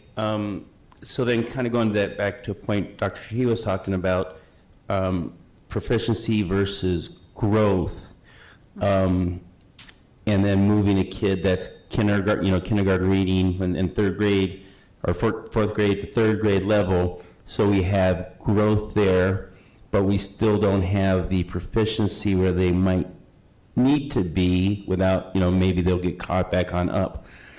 Does this at all affect how we continue to do this in our schools? Is there another option or another way versus growth but more proficiency? Again, I'm asking questions because I do not know. Right, so we have a 5-point scale with the teacher evaluation, and average growth 2 is expected growth. So and that's what teachers are expected, that's how much growth they're expected to get out of their students. And so if I'm, let's say, a third grader and I'm minimally proficient and I get a year's growth, then I will be minimally proficient in fourth grade, right? So getting a year's growth doesn't automatically send someone into proficiency. It depends where they start from. And so we have remarkable teachers who can get more than a year's growth out of students. And so those are the students who get the those are the teachers who get the 2.5 score or the 3 score, because the majority of their students are getting more than a year's growth, on the measures that we're looking at from the, year over year. And so when we're looking at growth, I would say the vast majority of our teachers are doing their jobs really well in getting our students to a year's growth. And then we have remarkable teachers who can do more than that. Are we having better success with the growth in our grade schools, middle schools, or high schools? So when we look at growth, and you'll see that growth moves more quickly in elementary schools. There are bigger swings, high and low, and then it starts to even out a little bit more in middle school, and then in high school we do see some growth again. So Okay. that's our trajectory. Mhm. All right. Thank you. Yeah, you bet. Ms. Shaw? Thank you for your presentation, and I appreciate all of the conversation that my colleagues brought up. I'm looking at one of the slides, and I think it states 1, but is the average of the self-reflection score 1 out of 3? It's 3. You either get a 3 or a 0. Okay. Yeah, because that seems to be like the, I guess, rationale for removing the student surveys is that it's always a high number, so what does it matter? And I think we can argue that that same rationale should be applied to the self-reflection. I'm not very comfortable removing the student evaluation from the compensation model for this teacher evaluation. I think those scores are important whether they're utilized in the way that they should be or not. Since students are the people that we serve, I think their experience in the classroom should be considered for teacher evaluations, and they should be compensated with how high the score is or how low it is. I do wish that we can personalize it more, and because it's averaged out per school, not like per class. Like students, do they take it per teacher? Yeah, so we Oh. have, the way that we set it up is we have a sampling strategy so that all teachers have at least 15 students fill it out. Okay, so it is personalized. So Mhm. I think because it is personalized, we can really get a lot of data, and it could be, an impetus for teachers to do better. And in fact, I would like to ask my colleagues if they would consider removing the self-reflection and adding that 3% to the student survey. So that would be weighted at 13% if we kept it in. I still think this self-reflection should happen, but perhaps, we'll keep the student survey, have the self-reflection still happen, and, hopefully have some growth there. Dr. Shaw.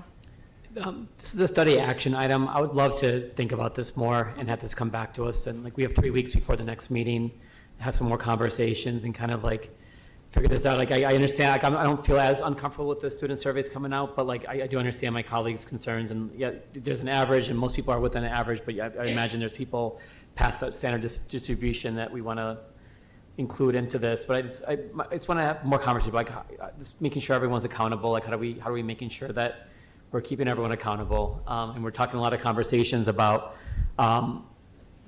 principal accountability, and are we giving them the tools to make sure that if we're going to hold principals more accountable, are we giving them the tools to make sure that they're holding their teachers accountable? And I'll just be blunt, I know in my own profession, there are a lot of doctors and nurse practitioners I would not send my family members to. And I imagine every teacher in every school knows that yes, I would not want my kids in this person's classroom. And we have 4,000 teachers, only 40 teachers are developing out of 4,000. And that means most schools, there's not a single, I'm a principal of a school, there's a 50-50 chance I have no developing teachers. It doesn't seem right to me in terms of just the work that our principals are doing and the work that a lot of our teachers are doing. Not that they're bad teachers, but a lot of them are still growing in their profession. And so I just don't know how we're really holding people accountable and doing best for our kids with this right now. So I'd love to think about this more and have this come back to us.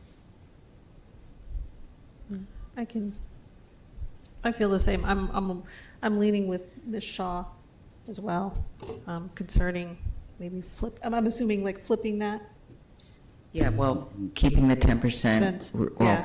removing the 3% self-reflection and adding that 3% to the student survey. Yeah, okay. Yeah, I'd like for this to come back. Okay. So we'll have this come back at a later date. Thank you. All right, thank you.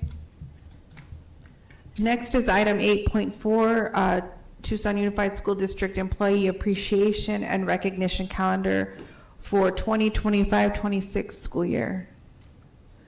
Yeah, President Ekstrom, members of the board, as we always like to do, we get in the habit of just really laying out the calendar of all the different employee appreciation days for you.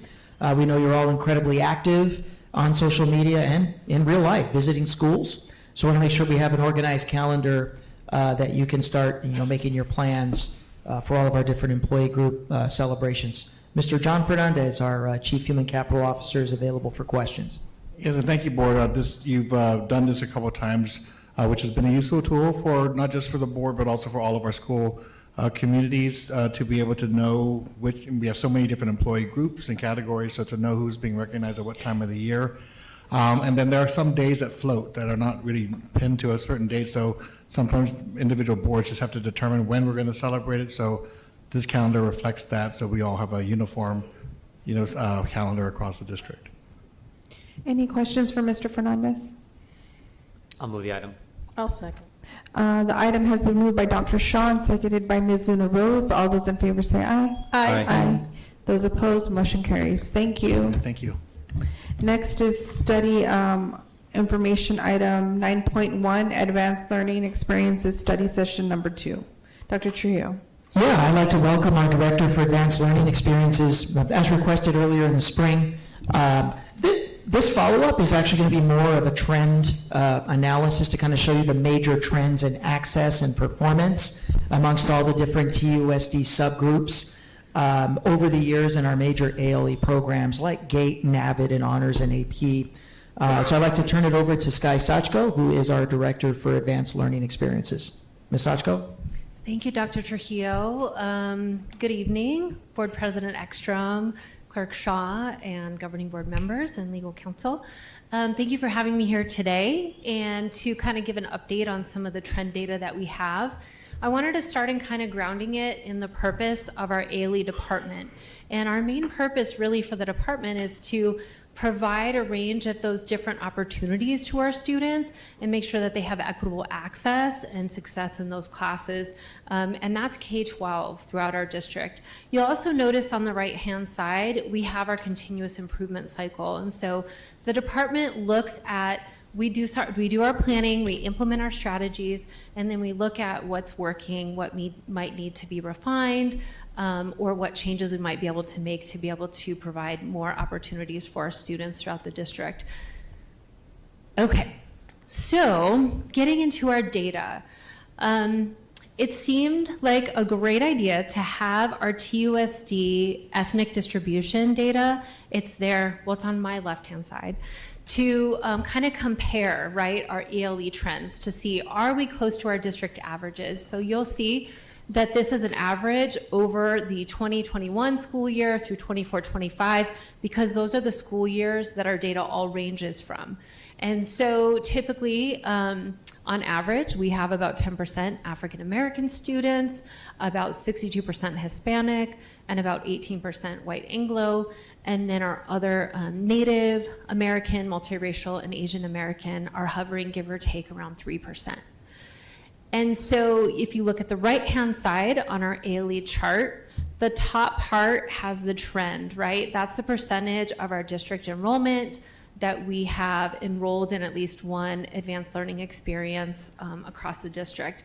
It's on an upward trend. We saw a decrease right after COVID. Students were not as excited about being challenged right after going through COVID schooling, but ever since then, we've been on an upward trend. The numbers are in that chart below, so you'll notice as we go throughout the different charts, where you see that N, that is the actual number of how many students, and then the percentage is that ethnic distribution. So looking at our first chart, our honors enrollment, you'll notice on this chart, the graph above has the matching percentage, right? So we have 9.15% of our African American students just kidding. Let me rephrase that. It's not that there's 9.5% of our total African American students enrolled in an honors class. It means out of all the students enrolled in honors classes, 9.15% of them are African American students. And if you want to know how many, you use the chart below. That N is going to tell us that last year, that 9.15% equals 510 students. And so you might see some fluctuations in this honors chart, but if you look at the numbers below, you'll see that it's continued to increase once we bounce back from that COVID year. Looking on the right-hand side, we have our middle school courses for high school credit. And so this is very closely resembles our district percentages, right? Our district percentage of Hispanic students is around 62%, but we have around 66% of the students enrolled in our middle school for high school credit classes are Hispanic. And again, you can see those trends there, and the numbers are below. Our dual credit enrollment by year and ethnicity, and again, they all kind of follow that same strategy. So you'll see some fluctuations in there, but this is another one that even though the ethnic distribution has fluctuated a little bit and it doesn't quite match our district, we're getting there, but it's not quite there yet. But you can see that we haven't necessarily lost any students in dual credit classes. This has been really popular with all of our students. If you look at those numbers compared to last year, they're just continuing to skyrocket. Our AP class enrollments as well, those are a little bit different because sometimes what ends up happening is a principal might be able to offer the dual credit version of that class and not offer that AP version anymore, or vice versa. It does depend on the teacher certifications, but overall, our AP class enrollment is the one that kind of is the least close to the ethnic distribution as far as our Hispanic students and our white Anglo students. Looking at AVID and Tucson Unified, again, we've got our ethnic distributions for AVID, which are very close to our district percentages, but you'll notice that our African American percentage for our students is about 15% versus a district average of 10, and then our white Anglo is a little bit lower to offset that. I think what's also important to know about AVID, I've got a few bullet points there that I'm not going to read to you, but because I know you're familiar with our AVID program, but I know also that we keep in mind the fidelity of implementing AVID, right? And in this budget crunch that we have to prioritize funding for schools who are really being purposeful about their AVID implementation and leveraging that money the best that they can. So we've implemented our AVID flow chart of accountability. There's a little snip of it over there on the right-hand side. But this is part of that shows to our schools, here are the minimum expectations, and it's okay if you meet those, but we're not gonna pay for that as a district. We're gonna let you cover those costs if you really want that. We're gonna encourage you to leverage AVID to its fullest and implement that and help it have an impact on your campuses school-wide. Looking at AVID's impact specifically, you can see that one of the biggest things on here I think that stands out is that graduation rate for our AVID seniors. It's 20% higher than the district rate. You can also see the GPA is higher for our AVID students as well. And remember, these are students in that academic middle. I think it's also important to know that about 56% of our high school AVID students, they have been enrolled in AVID for 3 or more years. So when they're choosing their schedule and deciding what electives they want to have, we have over half of our AVID students that want to take that class again each year, some of them all the way since middle school. And so they really see the value in those classes and are excited about it. And I think that that's evident from that graduation rate for those students. I have some school highlights here. I'm not going to spend a lot of time talking about them because I thought it would be better to hear from one of our school principals. So these are our standout AVID programs. They have just knocked it out of the park and really used it as a school-wide strategy to be able to increase what they're doing at their school and support their students and teachers. But Utterback is a special story that I have a little video. Taranika, our Utterback principal, she's out of town, so she wasn't able to be here, but she recorded a video with some words that she wanted to share with you all about the impact AVID's had at her school. Good evening, President Ekstrom, governing board members, Superintendent Dr. Trujillo, and esteemed guests. My name is Taranika Sanders, and I am the very proud principal of Utterback Middle School. Thank you for the opportunity for allowing me to address you tonight about the incredible turnaround of Utterback Middle School and the powerful role that AVID has played in that transition. When I stepped into leadership at Utterback Middle School, we were facing enormous challenges. Our students, while brilliant and capable and full of promise, had not been given the consistent access to rigorous, engaging instruction that they deserved. We knew that in order to really turn around our campus and improve outcomes, it meant changing the culture. And AVID gave us the framework to do just that. With clear and consistent language across the building, we were able to create systems of change that have impacted AVID, impacted Utterback from then all the way up until today. And yes, we do have a very strong AVID elective. And in that class, our students learn to lead, to organize, and to believe that they can and will succeed in college and beyond. But the real impact is the engine of our turnaround, and that has come from the school-wide implementation of AVID strategies. We made a commitment to use AVID not just as an elective, but as a system. Every classroom at Utterback uses AVID strategies with fidelity. The interactive notebooks are now the norm. They have transformed the way students process information, reflect on their learning, and stay organized across content areas. If you walk into any classroom, you will see students who are not just writing, but thinking about making connections and building academic confidence. The CASA's levels of question have deepened our discourse on campus. Our students aren't just being asked to recall facts, they're being challenged to analyze, synthesize, and inquire. This shift in questioning has elevated classroom conversations and made the space for student voice and agency a standard. Our staff have embraced AVID professional development not as an extra task, but as a shared commitment to excellence. They really do understand the why of AVID, and they have seen and lived the transformation through the professional development. Through targeted training, peer support, instructional rounds, our teachers have grown together. They've raised expectations, aligned their practice, and created a more equitable learning experience for every single student. Because of this work, Utterback has moved from an F-rated school to a B-rated one within 4 years. But most importantly, we've built a culture of belief, where students see themselves as scholars and teachers see themselves as facilitators of opportunity. AVID has not just changed instruction, it has changed the mindsets of everyone on our campus. And that change has been the key to our school's resurgence. On behalf of our staff, students, and families, thank you for supporting AVID and for believing in the potential of schools like Utterback. We are proud to be an example of what's possible when we lead with purpose, stay aligned in our practice, and never stop believing in our students. Thank you. So special thanks to Taranika for recording this video. And I would encourage you all, if you haven't had a chance to visit Utterback and witness their culture of belief for yourself, keep an eye out for some invites. They are going to be holding a showcase this year.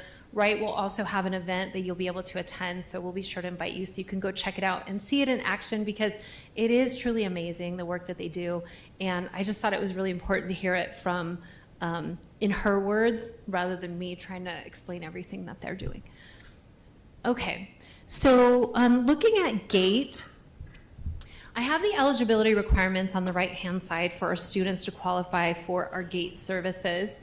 And I think it's important to note that these qualifications have been in place since about 2019.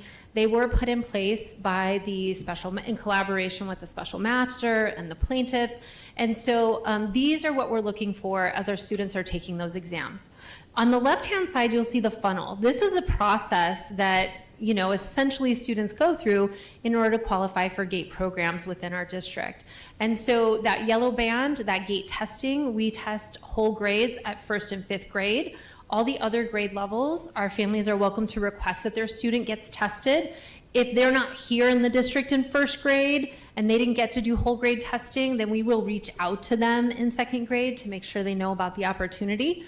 Once those testing is completed, those scores are processed and measured against these student qualifications.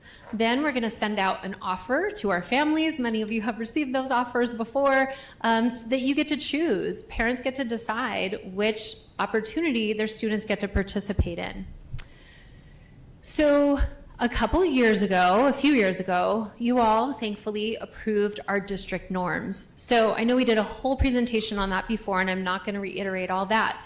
But I think the gist is it's important to know that these exams are normed nationally. And part of the norming process is making sure the qualifications of a qualifying students match the nation's ethnic distributions. And so what our district norms did is having our students compared against our students. So that way our students who qualify for gifted services are going to actually more closely match the distribution of our students ethnically. So you'll notice on the left-hand side, this is the percent of our students who are newly qualified for our GATE self-contained program. You'll see that if you look at that school year, 22-23, there is a huge jump, especially for our Hispanic students, right? We had many more students qualifying. It's not exactly there yet, right? You can see last year it's about 53% of our students were Hispanic versus our district average is about 62. 32% of our qualifying students last year were white, and that is, our district average is about 18. So it's definitely not perfect, but it's getting a lot closer than where we were, because you could see those two lines kind of flipped. And so it's getting closer to matching our students. If you look on the right-hand side, those are our students who are newly qualified for pullout. Now you'll notice if you looked more closely at the last slide with the qualifications, the qualification threshold for pullout is not as high as it is for self-contained. And so that was purposeful when this program was created, right? The pullout program is really meant for those students that maybe don't necessarily make the cut for our self-contained programs, down to, you know, wherever that cutoff is. They got the 9 on the Raven or an 8 on the COGAT.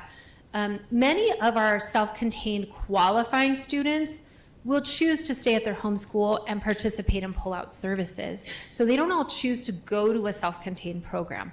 But these are our newly qualified students. So you'll notice these numbers are lower than the numbers on the next slide. This next slide has the participation trends. These are district-wide in all of our gate services. So you'll notice that this is not quite up to where our qualifications were on the last slide. And that's because our district norms, our students will age out of our gifted programs, right? Once they get to 8th grade, there's only open access gifted classes for them to participate in. And so it will take a few more years before we'll see these numbers look more closely to the numbers that we had on this slide as far as qualifications are concerned. So you can see by the number of students that have participated in our GATE programs throughout the district that it's a really popular program with our families. And of course, it's because of those amazing teachers that are teaching those classes for them. So that is what I have for you all, and I'd like to open it up if you have any questions. Governing board members, are there any questions? Mr. Romero? So of a lot of these programs over here, how much money is spent on the different programs? If you had to kind of list them budget-wise, which one gets the most love over here? Well, Mr. Romero, I brought the data this time, and I had the budget stuff last time. Remember? I was just kind of curious. Sorry about that. Well, we have our GATE budget. Our GATE budget is just under $3 million. And so the GATE budget does consist, so it depends on the program, right? So I could talk all day about our different programs, and I had some of those, but I wanted to keep it in the 10 minutes, so I cut some stuff out. But our GATE programs, right, there's all kinds of different things that we support. For self-contained, oftentimes that goes towards funding those teachers. We help support our teachers in earning their gifted endorsements. We also have the pull-out teachers that go out to all of the elementary schools and do those pull-out services for those qualifying students. You know, but the biggest piece, those are the 3 biggest pieces of that GATE budget. It's the teachers, it's the professional development for the endorsements, and then of course the itinerant teachers as well. The other programs, it varies, right? For example, our advanced placement dual credit, we have boot camps at the high schools in the summertime. And so we pay the teachers, we buy supplies for them, we pay the teachers to do those programs so the students can come and get ready for their, the rigor of a boot camp. You know, that's why it's called a boot camp for the AP and the dual credit classes. So there's just a bunch of different things. A big majority of the budget was also the teachers as well, right? So for example, if you know, Catalina High School wants to offer dual credit math, but it's a smaller class, they've only got so much FTE, there might be a couple sections that is funded out of the ALE budget, for example, to go to Catalina to support that teacher. We do support those AVID teachers at some of the schools, not all of them need it. So, and then also for AVID, it's about the training, right, for the schools. And those teachers, those are the main funding pieces as well. Does that help? Yes. But I can bring the other one back if you need the budgets. I'm sure I have plenty more as far as that goes. But then just kind of one of the things that I saw in some of these, we have some of the Anglo participation falling in certain areas, the white Anglo. It's not falling necessarily. So look at, which one are you looking at specifically? Are you looking at the dual credit? I'm looking at the dual credit, yeah, AP Okay. dual credit. So if you look at the dual credit and you look at that N on there, So even though, so remember the graph at the top is ethnic distribution of those classes. So some year there might be, let's see if we add that up, there might be 2,000 kids that were in a dual credit class last year. And this graph is showing that 21% of them were white students. But if you look at the actual number, the N, there's 570, which is way more than last year, 319 white students. So it's increasing. It's actually increasing for all the ethnicities. The dual credit classes have become wildly popular, and PIMA has actually done we have an amazing partnership with them where they're helping support us in getting more of our teachers qualified to teach those classes. So we're able to offer more. So the graph is just the ethnic distribution of those classes overall. It's not actually about the number of kids enrolled. Does that make sense? Yeah. Okay. So I guess if we had one more column that showed total amount of students, then it would see, all these numbers added up for each ethnicity, so that it was just basically, it sounds like the numbers are increasing, but based on ethnicity, the percentage shift based on how many get in there. Yes. And our schools do an amazing job of, if students really want to be in those classes, they're going to find a spot for them to be in those classes too. So it's very rare that students are turned away. All right, thank you. Dr. Shaw and then Ms. Shaw. Thank you, President. Thanks for the presentation tonight. I think you have some of your team members behind you. I have the team here. Can I introduce them for a sec? Okay, so we have Kathy Jensen, who is our AVID program manager, and Hillary Lotz, who is our AVID coordinator, and Alicia Morris, who is our GATE program manager, and Roberto Cruz, who is our GATE testing placement senior coordinator. Great. Thanks everyone for being here tonight, all your Yes. work with our teams. I know some of you are new, so welcome aboard to the team as well. My first question is about kind of the racial distribution of the AP and dual credit, and then the second question is about AVID. So why do you think is such a difference in the racial distribution with that dual credit versus the AP classes? Are we not offering enough AP classes in our schools that have more of a majority Hispanic population, or just not marketing it well to different populations? Or what do you think the difference is? We're at 50. What was it, 58%, 59% this past school year for our Hispanic participation in dual enrollment, but only at 48% for the AP courses in terms of distribution. Yeah, so it varies school by school, the offerings that they have. It's harder for schools to find a dual credit teacher than it is to find an AP teacher. And that's another thing our department has a budget for, is to send the AP teachers to the summer training from the College Board so that they're prepared to teach those AP courses. The dual credit qualifications for the teachers, they have to have a master's degree and they have to have 18 units in that subject area. And so we've actually been focusing on increasing opportunities for dual credit classes that are especially culturally relevant.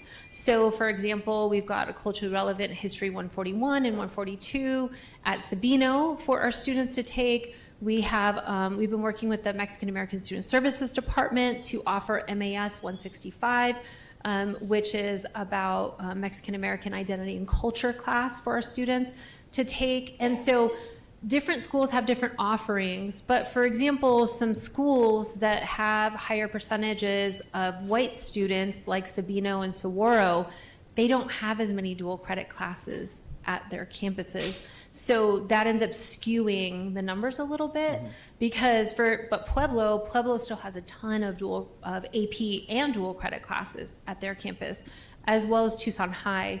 So I'd have to look, and that is something that actually Roberto is working to create for us, is a dashboard so the principals can see the ethnic distributions of the students that are choosing to enroll in which classes and see how that reflects the distribution on their campus, right? Because it might be that it's reflective of their campus. We're bunching them all together with this data from the whole district. So does that answer your question, No, Dr. I think Roddy? it does a little bit. I think Okay. it seems to be like a lot more about what's marketable to the students. You know, I'm not Yeah. sure if AP U.S. history is any change from when it was when I was a high schooler, but it was very, it was very white centric.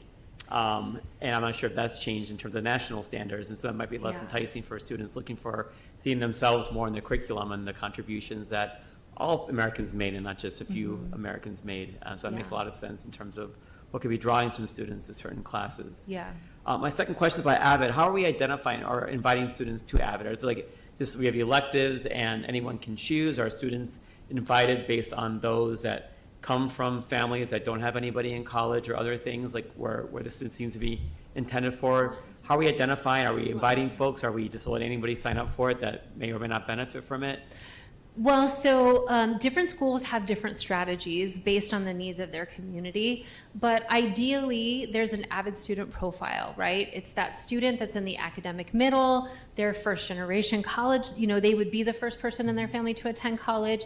They may be from a typically underserved class of students, such as our African American, Hispanic, Native, and so depending on the school, the way that they do that recruitment, it might look a little different depending on the grade level too, right? For example, freshman year, you might let a bunch of students that are interested in trying that Avid elective class, who are hearing about it, they want to challenge themselves, we might let more students in there, versus once they get to those higher grade levels, you're going to want them to apply and show their commitment to the program and things like that. So that way it gets a little smaller as it goes up the grade levels. We do have some schools that have tried different strategies with Avid as well. We've had some schools that have done, you know, all of our freshmen are going to take Avid freshman year. I think Catalina does that. And it's worked really well for them, right? Because of their student population, their students need those skills to be successful. It's been awesome. We've had other schools that have tried it and they've been like, oh, we're not going to try that. It's not working because we really want to focus on these students. So there is some flexibility for our schools based on the needs that they feel they have there. And so we do guide them in that. But, you know, different things kind of work a little differently for depending on the site and the needs that they have. Does that help? Yeah, thank you. Okay. Ms. Shaw. Thanks for the presentation. This is exciting to see some of the growth in all of these ALE programs, but I know that we can still improve. I don't know if it was last year, but I believe it was Catalina where I heard that like they lost one of their AP classes due to low student enrollment, and you know that just doesn't seem fair to me because we're at a time where it's very easy to take a class virtually. And so is there opportunity for students who are at a school that may not have an AP class or a dual enrollment class or even a middle school to high school credit class that they would like to take, but it's not available to them to take that virtually, whether it's synchronously or asynchronously? Well, so we have a couple things cooking. You know, and Catalina did lose that class because we had budget cuts too, right? So that was part of that, is that I don't have as much to be able to support them with those type of things.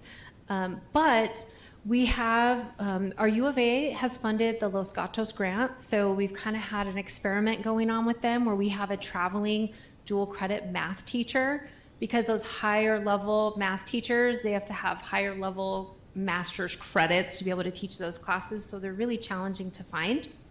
And this person has, she travels, she goes to Catalina to teach a class, she goes to Rincon, and then in the afternoon she does a hybrid model where she goes in person to Santa Rita and Palo Verde, and this coming school year she's going to be going to Santa Rita, Palo Verde, and Saguaro, and maybe Choya.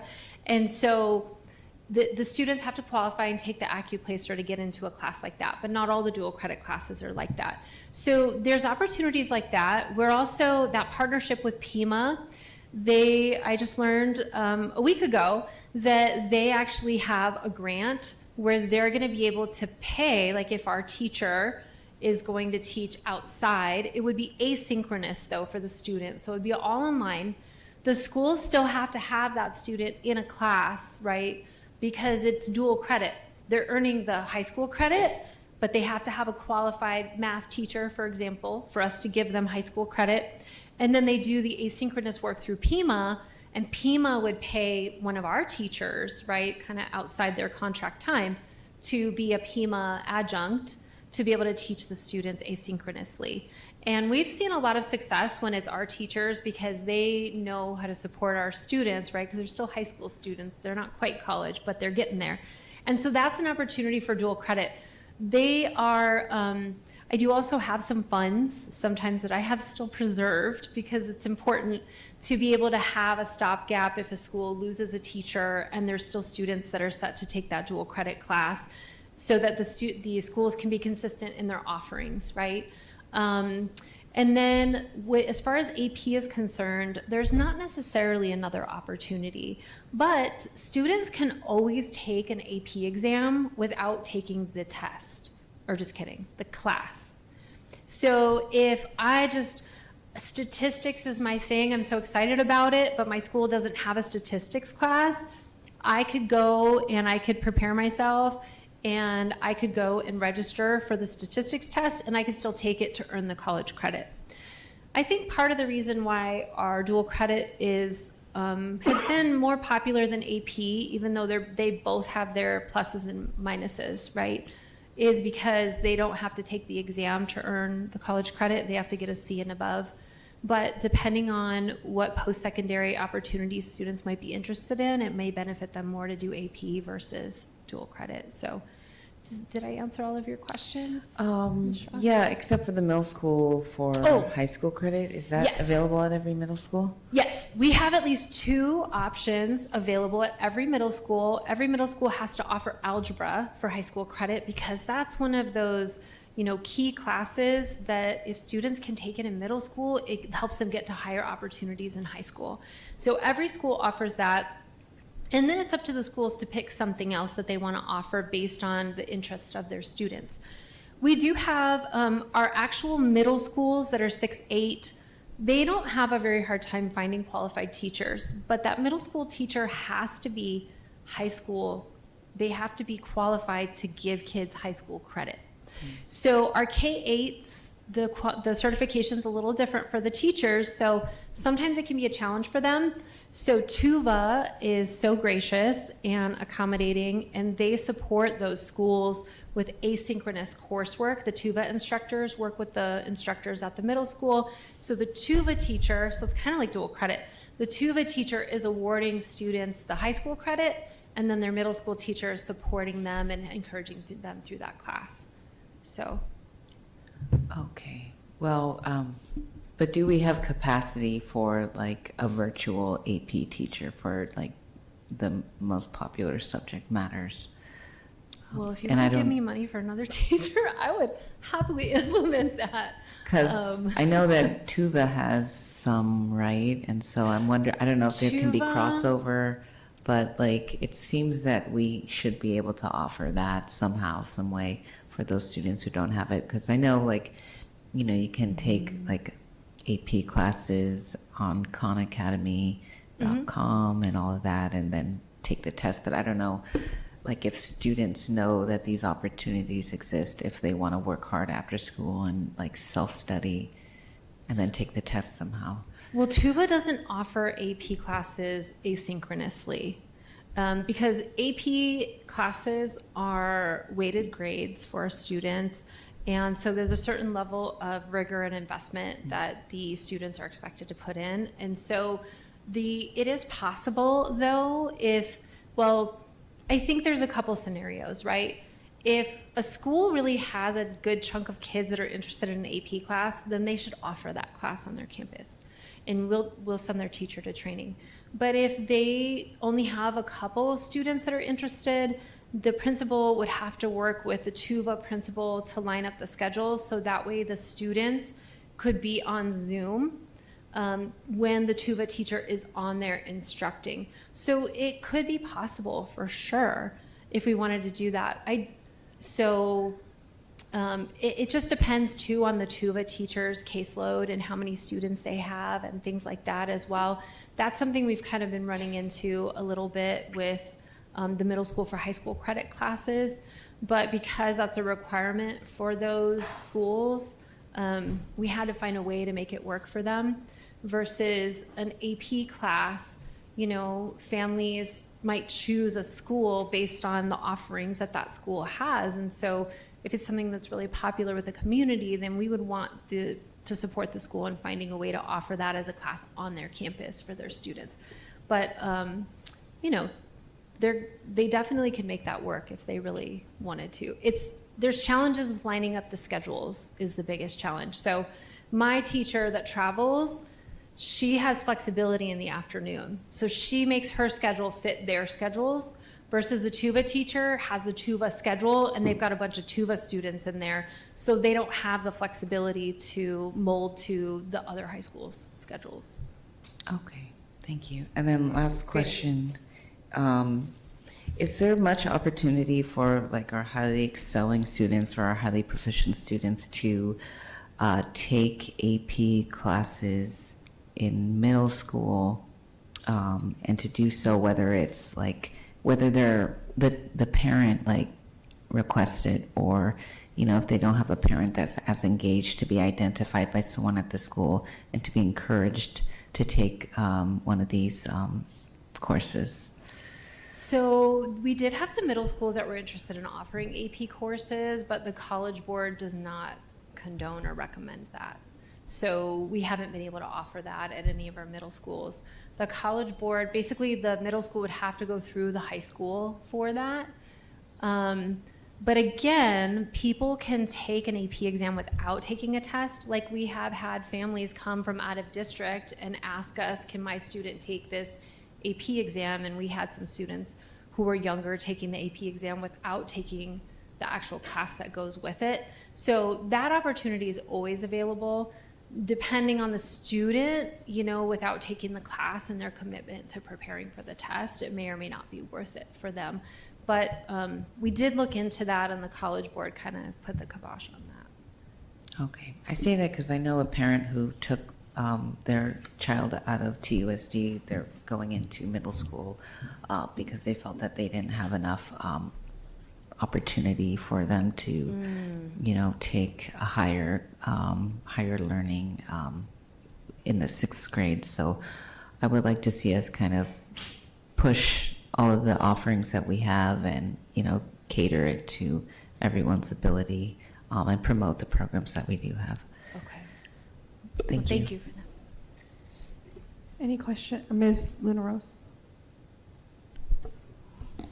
Hi. Hi. Thank you for the presentation. I appreciate seeing these numbers. And not silly, well, I had one minor question, but really just wanted to say thank you as a parent of a student that I think went through as I'm looking through his honors. She took algebra in 8th grade. She did the dual credit in chemistry last year. She's now taking AP Psych as in her going into her senior year, and she was a GATE student in elementary. So like she hit everything, and I wanted to say thank you to your staff and all the hard work that your staff and the teachers that are GATE certified do for our students. But just one minor thing, and I'm assuming it's because of COVID, but I'm looking here at slide 7. The Avid's impact. In year 21, 22, it says ACT, SAT taken 15%, and then it jumps up to 60. Is that because of COVID, of those numbers? Or everything else is so high, but that is incredibly low? Is that because of that? It's because of COVID? When did the state require ACT as a requirement? Wasn't that recent too? Did that coincide? Okay. See, because it goes 15%. It's almost 60. So I'm assuming it was COVID related? Well, and I'm trying to remember when the states approved ACT. Remember when the state said, oh, ACT can count towards your letter grade? So everybody had to take it. So it did change. They used to have a choice that they could take it or they didn't have to. And then the state started saying this is part of letter grade, and then all the high schools started having all the kids take the ACT. Okay. So because they did that instead of the other tests. Right? Was that the year? Do you want to come and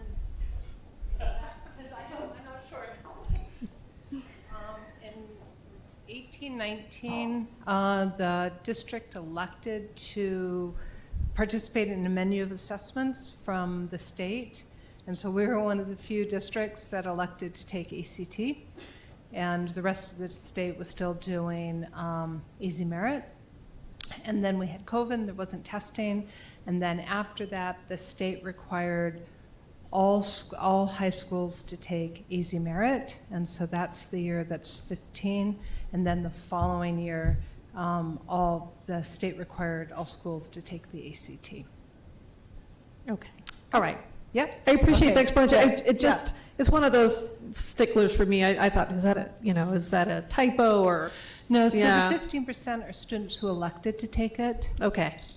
Yeah. And then it changed. Okay, I appreciate the clarification, but otherwise, that's all I had. Thank you. Hi, thank you for your presentation. Slide 10, if we could go to that. It's the gate slide. This That one? one. Mhm. Okay. So what we're identifying now is 400 new pull-out students and 912 new self-contained gate students? Yeah, you're adding the row across. Yes, yes. And we have teachers who are able to accommodate all of these, well, an increase of 400 additional students for pull-out? Mm-hmm. Yes, so we actually have been working with Alicia to do the schedule. And so if you actually plug in the numbers, because the teachers are going to all the schools already, right? So they might have had a small class. And now some of their classes are gonna be a little bit bigger, but nobody has a class of more than 14 students.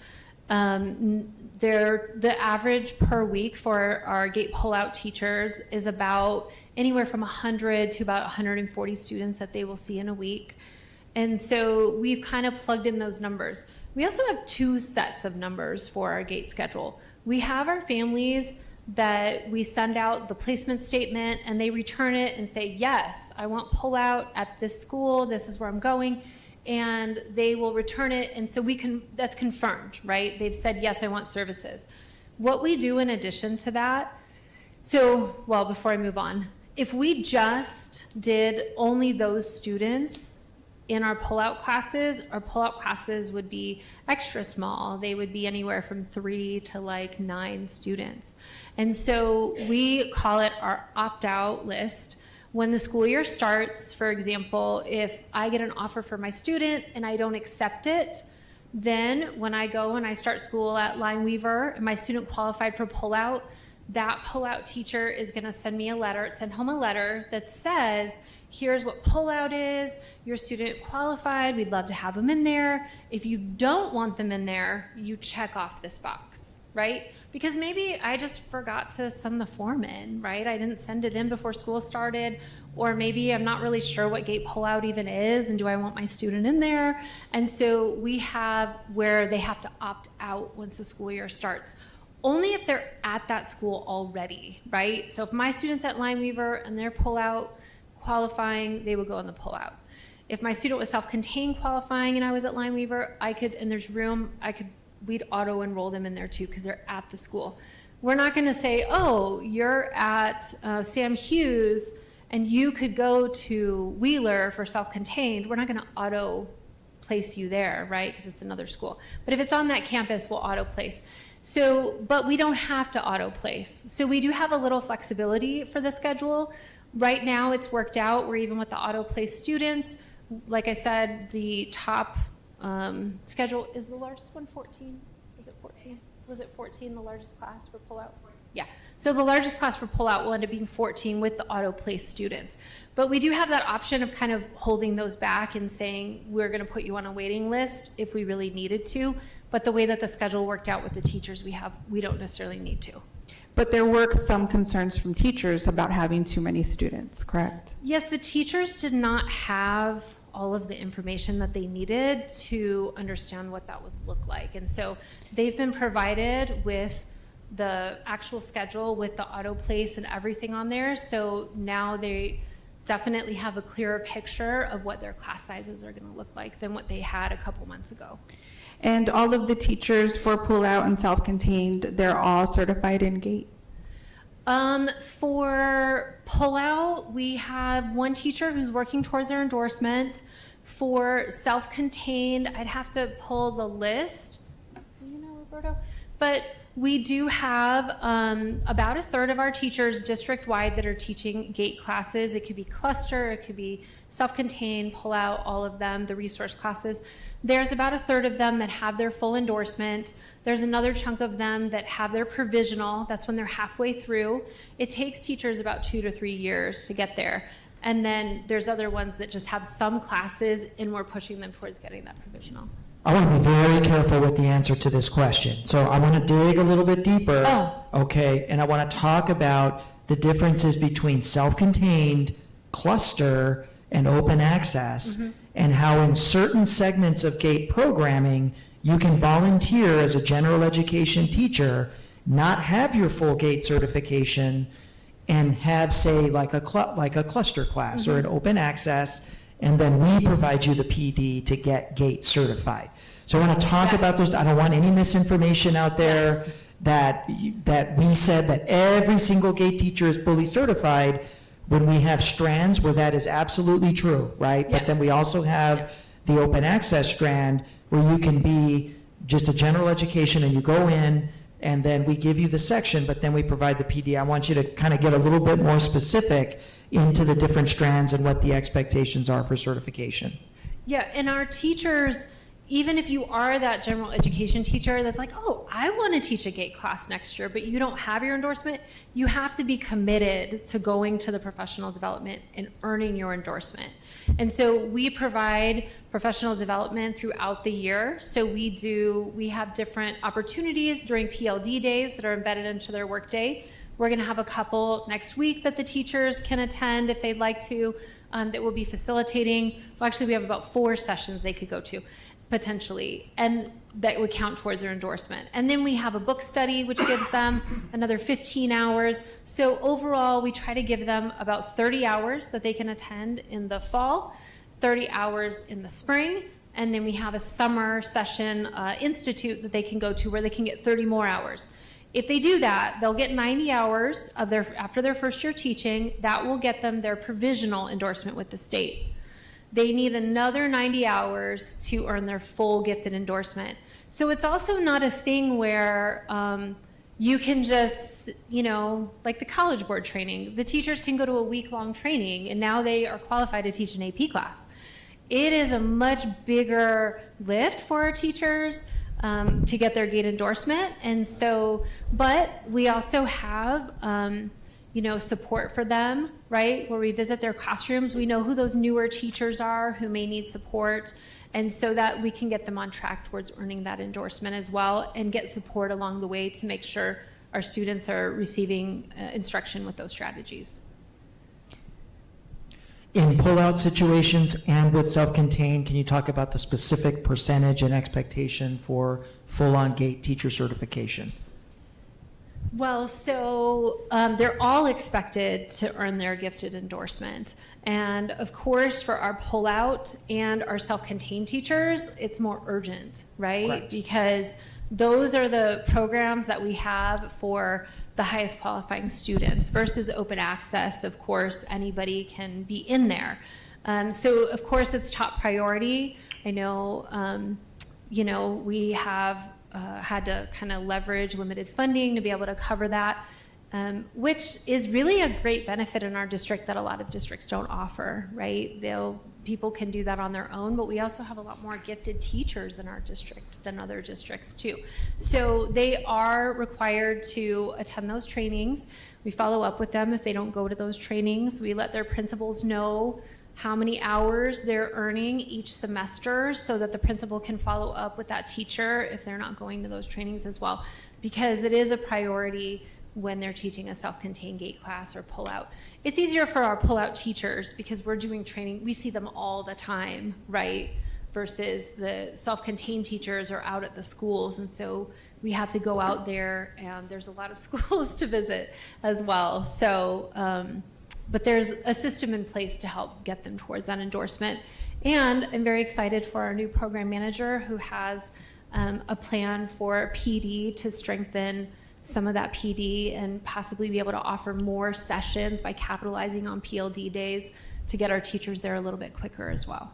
Well, I'm kind of disappointed that we are just concentrating on self-contained gate instead of, you know, the schools that parents choose to send their kids to gate. So it's kind of, I don't know, it doesn't seem equitable.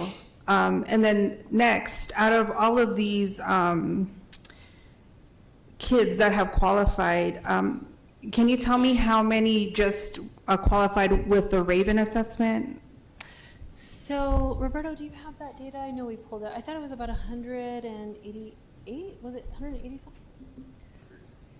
168 students this year. Okay. 168 students qualified with just the Raven, getting a 9 on the Raven. But again, that's the pullout. They would not qualify for self-contained if they only had a 9 on the Raven. And out of all of those students, how many completed their gate pullout throughout the year? How many actually enrolled in pullout? How many stayed in pullout and didn't leave? It's rare that we have students whose families request to be removed from pullout. Our students, if they're in our gate pullout class and they're having issues in there, they would go through the MTSS process just like they would if they were in a regular classroom, right? They've opted into this service, and so we're not going to remove them. We're going to work to support that student, right? Unless their parent says that this isn't the right fit for them and they want them moved out, then of course we honor whatever the parents choose for their child. So then if the parent does ask to have their child removed, you do allow them to remove? Of course. It's up to the parents to choose what's the best fit for their student. Okay, because I know there's a lot of discourse between some of the gate teachers using the Raven only as opposed to the COGAT, and that's been issues you know, for a couple of years now, and I brought that to your attention. I'm just wondering what we're going to do this year to help those teachers understand or come to some sort of agreement. Yeah, so really, and this is where I think it's important to provide the teachers with more information, right? As you could see from our impact of district norms, and again, these, going back to 2021, the Raven as a qualifier for pullout, that's been in place since the 18-19 school year. And so it's not anything that's new this year. But the thing that is new is the district norms. And so we've seen an influx in students, right? And you can see it up here on the chart in that 22-23 school year. So that's why they're talking about the last couple of years. And so it's really about the district norms piece and misconceptions about what it means to have district norms. So we have scheduled a session which includes our A&E, they process our scores and all that for us, and they're a big part of the process for implementing the district norms. And so we have a session scheduled on August 6th with the gate pullout teachers, so that way they can learn more and just ask those questions. They can get as deep as they want about district norms because there's really a lot to it, and I think helping them understand what district norms is and how that's implemented and how it may have impacted their classrooms, and understanding that will, and also understanding, I think too, the purpose of pullout. Our pullout program, our self-contained program, is for those highest qualifying students, right? We're required by the state to offer a certain program to that 97th percentile and above, and that is our self-contained program. We qualify more than the 97th percentile and above, but the original intention of the pullout program, when that was developed in collaboration I believe Martha Taylor was part of that, and our special master and Dr. Holly and the plaintiffs. The intention of pullout was really to provide an additional opportunity for students, right, to be able to interact with gate strategies, and because there are strategies that can be beneficial for all students. And so that information will be shared with the teachers. They'll have the opportunity to ask questions and stuff. And so there's already been some clarification, but the majority of diving deep into that is going to happen on August 6th for them. So we have that scheduled. But district norms it's just towards our district. So if a student were to leave TUSD and go to Amphi or to Flowing Wells, they may not be put into gate. Potentially. So we do honor, we're required by the state to have a certain level of reciprocity with other districts. But that just means that if they come and they're like, oh, I took the COGAT somewhere else, we still need the original COGAT scores. And if they are scoring in that 97th percentile and above, we have to offer them services, right? The state says that we can offer gifted services to whoever we want to, essentially, right? So that's why we have open access opportunities, we have pullout, we have self-contained, we have a wide variety. And so if a student was in an open access gate class, of course the district isn't going to honor that reciprocity. If they're not implementing district norms, and they wouldn't be implementing it in the same way that we are, because their district probably looks different than ours, the ethnic distribution of it. And so it's up to them to decide whether they would honor that placement or not. Does that help answer that question?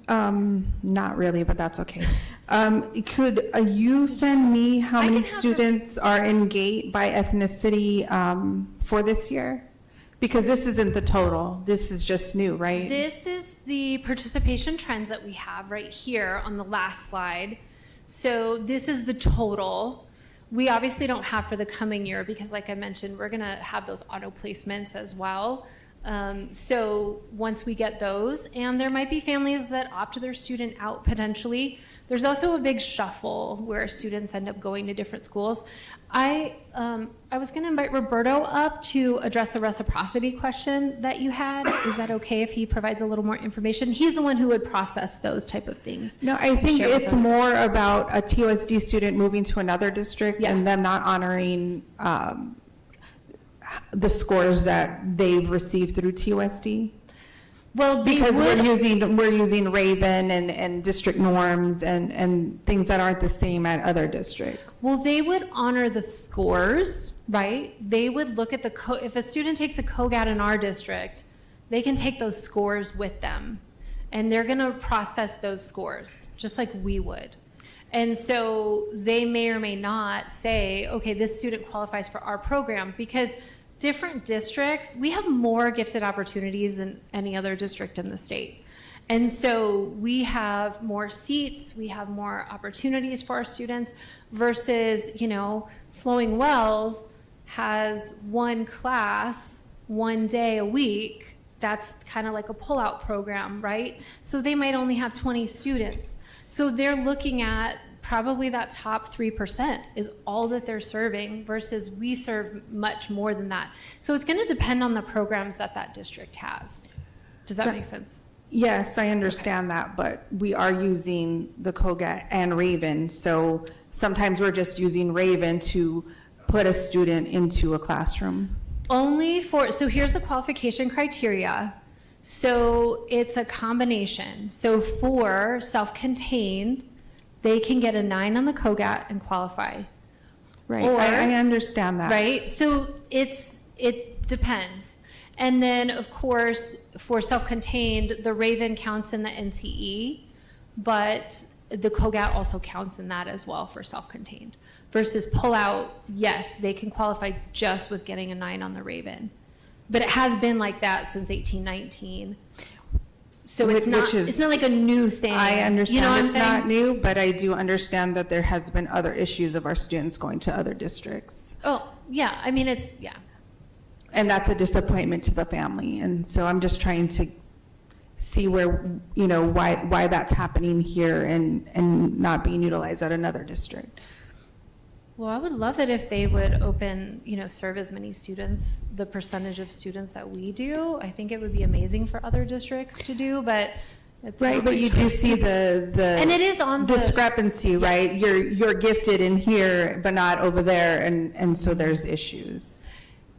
So it does also, there is a statement on the placement form that says that reciprocity may or may not be honored in other districts as well. So, I mean, I guess from what I'm hearing what you're saying, if we wanted to have it where every time our students went to another district, they were placed in gifted programming, that would mean that we would only serve that 97th percentile and above.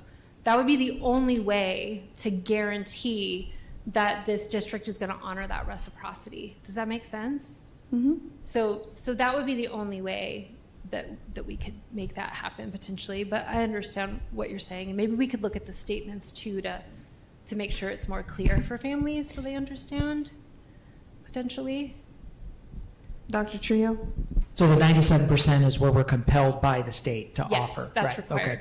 Okay. So I think, to kind of get a clear understanding, I just want to make sure everybody in the public understands, when we say open access gate, that's a general classroom, any student can go in there, that teacher is going to be using gate strategies as a primary mode of instruction. Yes. All right, cluster. Cluster, we're going to have a small pocket of gate qualified students. They're going to be placed in a general education classroom with the goal of that teacher using gate strategies. Yes. And having those gate students be challenged academically and quote unquote pulling up the surrounding general education students. Okay. We have pull out, which was a classic gate program. You qualify, we're going to pull you out for special instruction in a self-contained, and then we have freestanding self-contained classrooms, just like Yes. right, okay. It's all the time self-contained. every Right. day. So what my understanding is when a student who might be in like a gate cluster or like even in a gate open access or even in a pullout might go to District B outside of our district, they're not a 97 percentile kid. District B only has self-contained, right? So we know that there's a lot of districts around us that don't have the pullout or the gate. Or they the- might have pull-out, but they might use our self-contained criteria. Correct. And those are the only kids they let us So that pull is, those families may experience the denial. Yes. Because it's a lack of access Yes. of the variety of gate programming that we have. And if they fall outside of that 97%, that receiving district is not compelled to honor the reciprocity. Correct. Okay. Yes, yeah. Any other questions, governing board members? Ms. Shaw? Is there any oversight to make sure that gate pullout is happening? I had to transfer my daughter from an elementary school to another one because she wasn't getting her like 1 day a week of gate pullout. This was during like COVID times, but Oh. I just want to make sure that like if a gate pullout teacher is sick Yeah. and she's not able to come to a school that week, there's something being done to, I guess, make up that day or just to have some oversight to make sure each gate pullout student is getting, their services. Yes, I appreciate you providing that insight, and that's definitely something we could look into. We do have some subs that really like subbing for our gate pullout teachers, but it's a very small pool of people, so I'd have to look at that specific situation, but I appreciate you sharing that, so that way we can be extra aware of it for the coming school year. Okay, thank you. Thank you. Okay, thank you. Thank you. Next is item 10.1, future meeting dates and agenda items. Dr. Trujillo? Been an extra, we got a little bit of a break. I think we're back here second week of August. Yolanda, if I can get a date check, is it August 12th? August 12th. A couple of items of note. We are going to be having an update on universally accessible transportation. We're going to have a demonstration of the new app that's available to parents. Here Comes the Bus. We'll also have a full comprehensive opening of schools update for the governing board. And then, of course, the board will be looking at the proposed purchase sale agreement for 220 West 6, along with the proposed renovations budget. That will be coming back at the board for the August 12th meeting. Okay, if there's no other business, the meeting stands adjourned. Thank you.